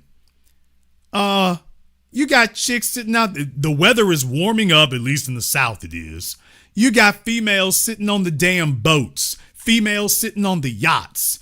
How many men are buying her a yacht and putting it in her name? Nigga, please. Come on, man. You get out there on the... How many fellas are buying a female a boat? Here you go. Here's a Sprinter for you here. Let me put this in your name so that you feel comfortable and solid. The females ain't doing that. She's happy to put a damn bikini on and sit on the damn deck of the damn thing. This happens literally every single day. And they got you all believing that you have to take out a multi-million-dollar mortgage.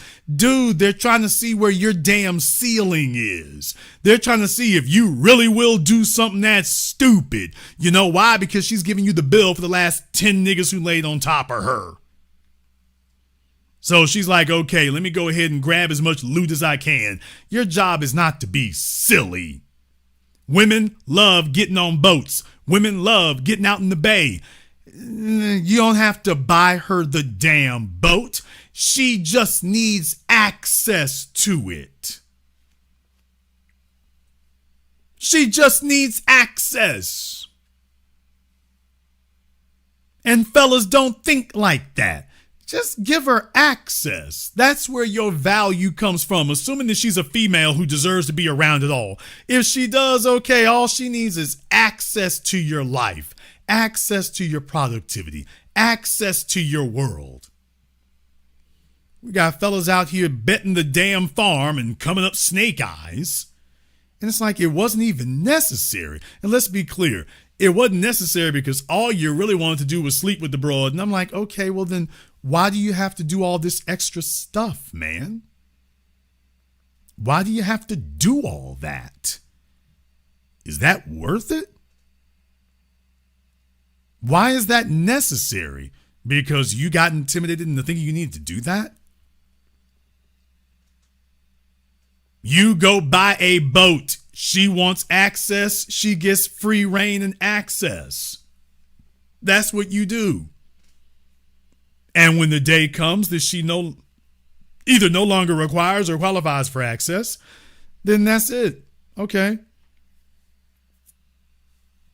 However, just understand that don't be surprised if she takes it much harder than you thought. However, fellas, once again, remember the rule here. You can't be a hoe about it. You don't have power plays with it.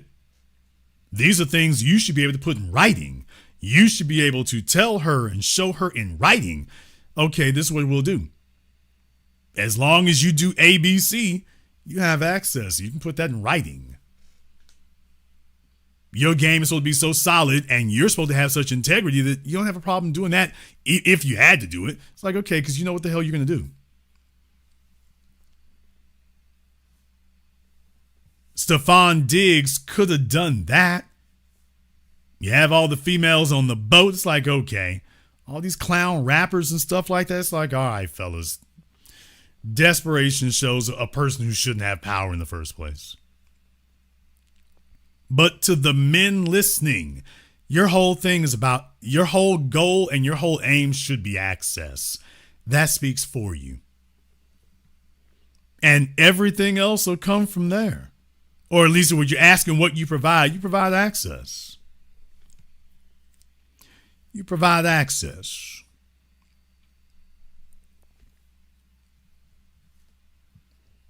Now you see what the barriers to entry are. And by the way, most of the males out there will not be competing at all. Okay. Well, that's up to them if they don't want to have options. But I am letting you know, you need to take this list on your screen seriously. You need to take this list on your screen seriously because I want you to understand one more thing. Most of the females y'all talking about tonight, they got somebody laying on top of them right now, and she's probably coming from the second or third freak off of her life. Damn! Fellas, please understand, these dudes out here licking the plate clean. If you're telling yourself that the female that you fantasize about being with is sitting home alone tonight, okay, dude, she's getting pile drived right now. You take a look on this list right here. I mean, she is side chicken and every damn thing else. So you might not be in the game, but please understand other people are. You might tell yourself that you are not in the game. Okay, other people are. Other people are in the game, and they're playing as we speak. They're doing it as we talk. That's what they're about. So you might not be playing by these rules, but you better take a look at this list over here and what's going on in these cities. And this is just the top 10. This is going on everywhere, man. So if you're fantasizing to yourself that you're going to find some little cute, pure queen and she's sitting at home and she is not getting slutted out and whatnot, and she would never do that, Jason. She's going to just judge on personality because she's like my mom. Spoiler alert, your mama wasn't like your mom tells you she is. Spoiler alert.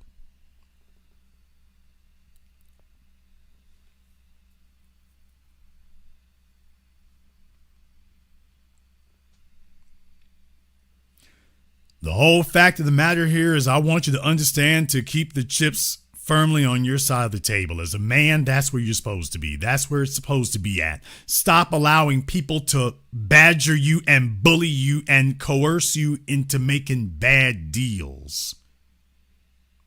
They will respect you if you're a shrewd negotiator and you're smart and you act like you've been around and you're not afraid to see folks go walk away. Too many folks out here are desperate as hell, athletes desperate as hell. It just goes on and on. You can be smarter. You can be smarter. Your job is to build a kingdom, build an empire, and she has access, not ownership. She has access, not ownership. She has access, not ownership. And you shouldn't be scared or afraid of that. Yes, North Carolina's on the list. You need to go back and listen to the first half hour. I explain all that.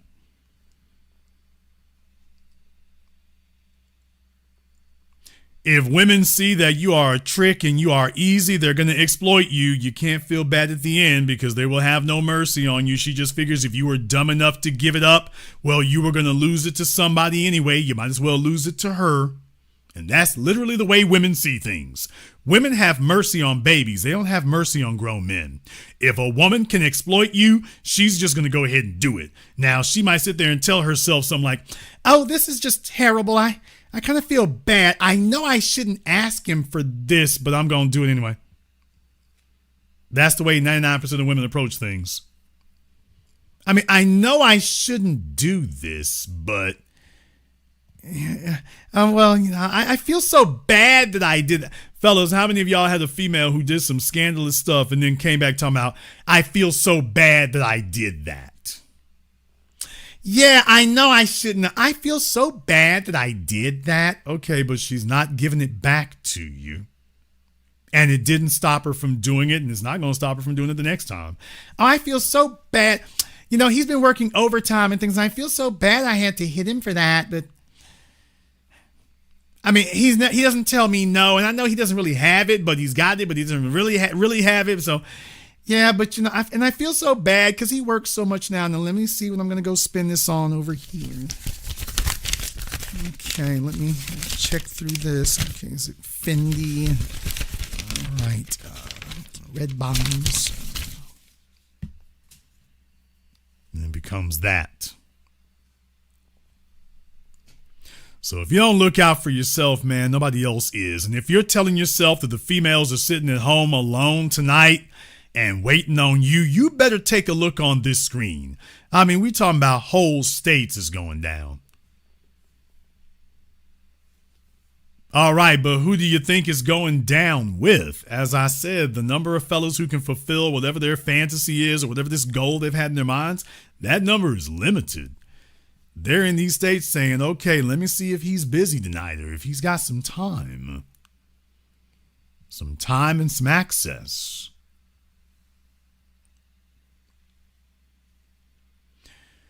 I'm going to come to the sprinkle thing when I do my marriage program. I'll talk about that. She's had a bit of a issue that's happened with her here, so she had a bit of a passing there, so I understand that, but we'll come back and deal with that. When I do my marriage program, I'll address that. In the meantime, fellas, there are lessons to learn from this. There are lessons to learn, and these are not to be observed. They are to be executed. Get out there, meet, explore, develop a personality. Start working on those skills. Don't chase, attract. Be that which is magnetic. At the very least, it gives you a minimum of effort that you have to put into it. Everything doesn't have to be Mount Sisyphus. I am not promising you there's a bunch of wife material out there because there damn sure isn't. When wife material shows up, it's fighting room only, and I understand it. But then again, I think the biggest mistake that men make today is being so damn desperate for a marriage. The fellas are out here complaining about marriage, and the females ain't complaining about marriage until she got 3 or 4 bastard kids and a bunch of debt.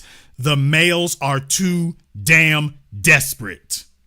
For the men, I'm just telling you right now, fellas, the strongest bargaining position that we have as men is to take marriage completely off the table. And deal with it, nigga. The weak males are sitting up here looking for a chick to make a deal with. The strong men are running this damn thing like Hermes. Hey, we ain't got nothing to sell. They're running the damn thing like Rolex. We ain't got no watches to sell you. Yeah, everything's cleared out. Maybe if you come back in 6 or 9 months, we might have something for you. We ain't got nothing for you. Whole bunch racks and cabinets and shelves full of watches in the back, but when I ain't got no watches. Come back in 6 or 9 months, we ain't got nothing. As men today, that's the strongest position that you can be in. To be the most eligible bachelor, and you're not buying.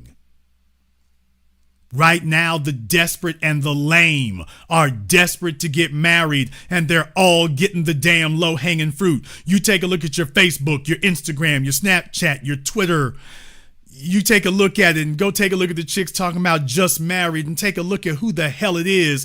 It isn't a fresh-faced 25-year-old with no tats, no brats, no pill-popping habits. That's not what's walking up to the altar now. All the damn run-through, ragged-out leftovers are sitting up here looking for a sad sack.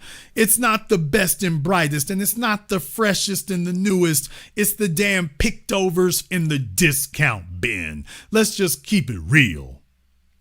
Let's just keep it real. It is not the best and the brightest and the most eligible and most desirable. It's the damn picked over ones. Sitting up here throwing a Hail Mary and then looking to see who's the most desperate simp who's willing to overlook her last 3 decades of sluttery and then throw his damn life away for it. Okay. Men, it doesn't do us any good whatsoever. It is not a futile strategy. It's just plain stupid to be leading with that. The most powerful thing that men could do is become top 20 percenters and take marriage off the table. And just say, no, not interested, not offering. But the value is there. You have a fly life, you be a fly person, you doing fly things that they open doors, become a man who is so resourceful that you can open doors she could never open. And it's like, yeah, I'm not marrying any of you. I'm not interested in that. I'm doing okay. Well, go find some lame sad sack, but up here on this level up here, yeah, we don't do that. Right now, the men are looking to sit up here and sell out and make a deal, whether it's good, bad, terrible, or otherwise. And the most powerful thing that men could do today is become top 20 percenters and remove marriage from the equation. Have all the trappings, all the benefits, all the resources, all the expertise. Everything is irresistible, and then just say, yeah, we don't give away the farm over here. We don't do that. Because the fellas that we see out here all lined up for it, it's like, take a look at what the hell they grab, man. There's not a one of you who has seen a married man on your social media or in real life at your house, at your job, that you would trade places with him. Not a single one of you. Let's just stop the bull jive. There's not a single one of you who saw one of these fellas and be like, damn, I wish that right there's what I wanted. It's not a single one of you would trade places with him. There's not a single one of you says, yep, let me cash in the rest of my life for, I wish I could have cashed in the rest of my life for her. Not a single one you done seen. Not even one. There's none of you who can sit up here and say, well, Jason, I got one chick. Boy, I'm so sorry that she married because I wish I could have gotten that one. It's like, yeah, she cool people, but Yeah, she cool people, but that's about it.